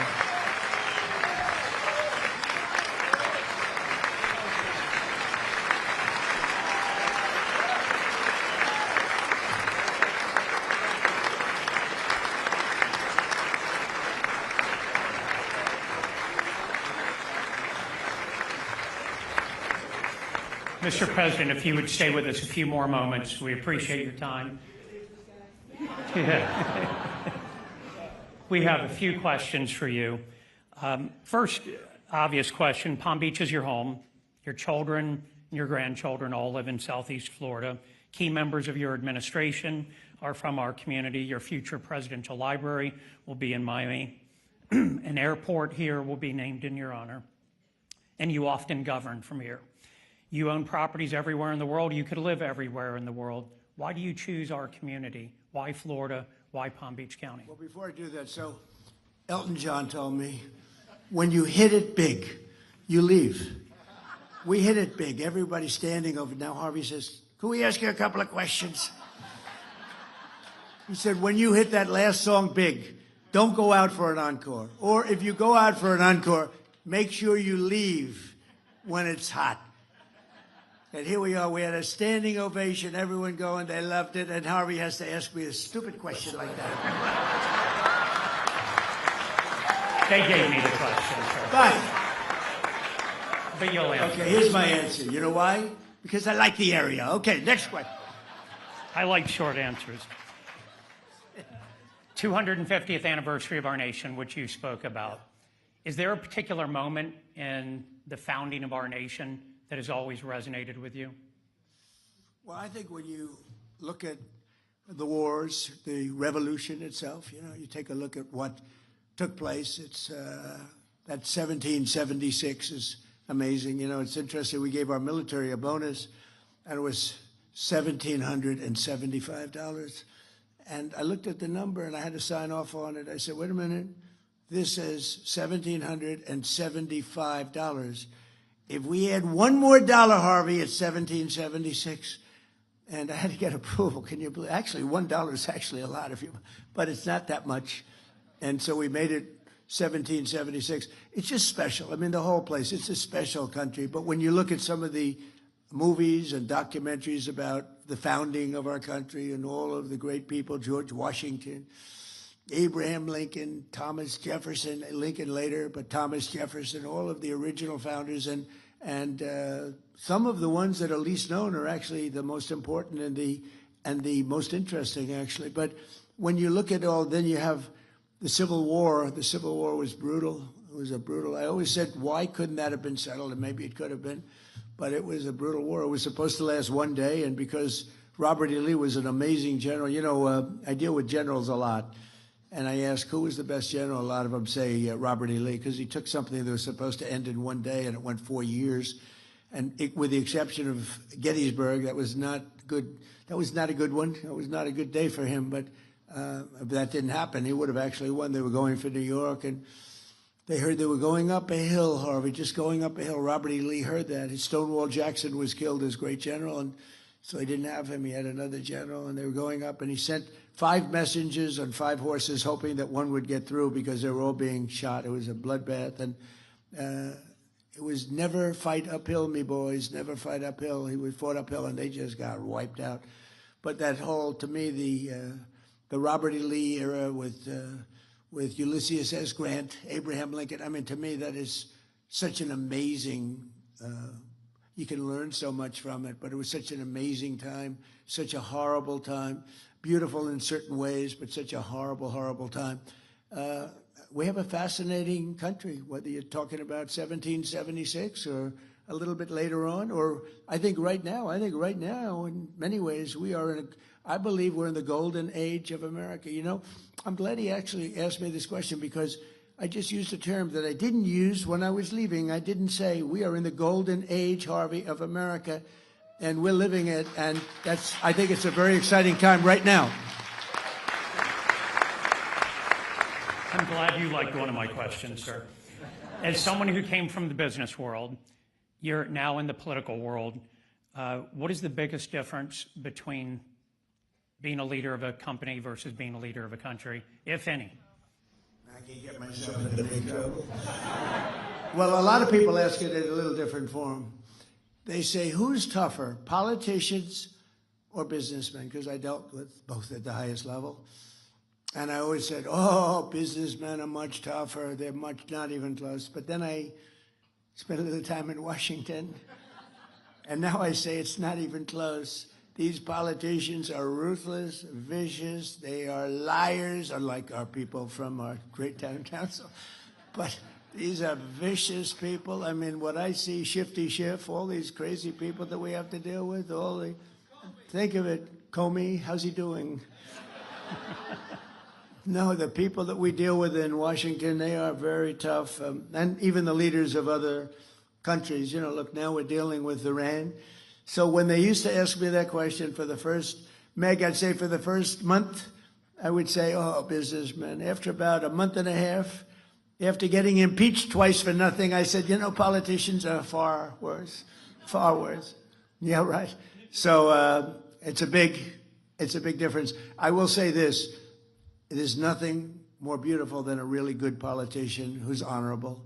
There's nothing more beautiful than an honorable prosecutor. You know, you have some of these prosecutors, they're dirty cops, and you have others that are very fair. And I think the world of the prosecutors is a very important world. You want fair, you have to have fair prosecutors, and some of them aren't fair. I mean, I was a part of it, and I was able to beat a system that was brutal. A lot of people didn't think it was doable, and we did. But having really, because it's a very important position, the prosecutors are very powerful, and they can destroy people unfairly, and they can, you know, they can also do a good job. But having smart and fair prosecutors is a very important part of the world in which we live. I think that makes sense, but I feel very strongly about that, yeah.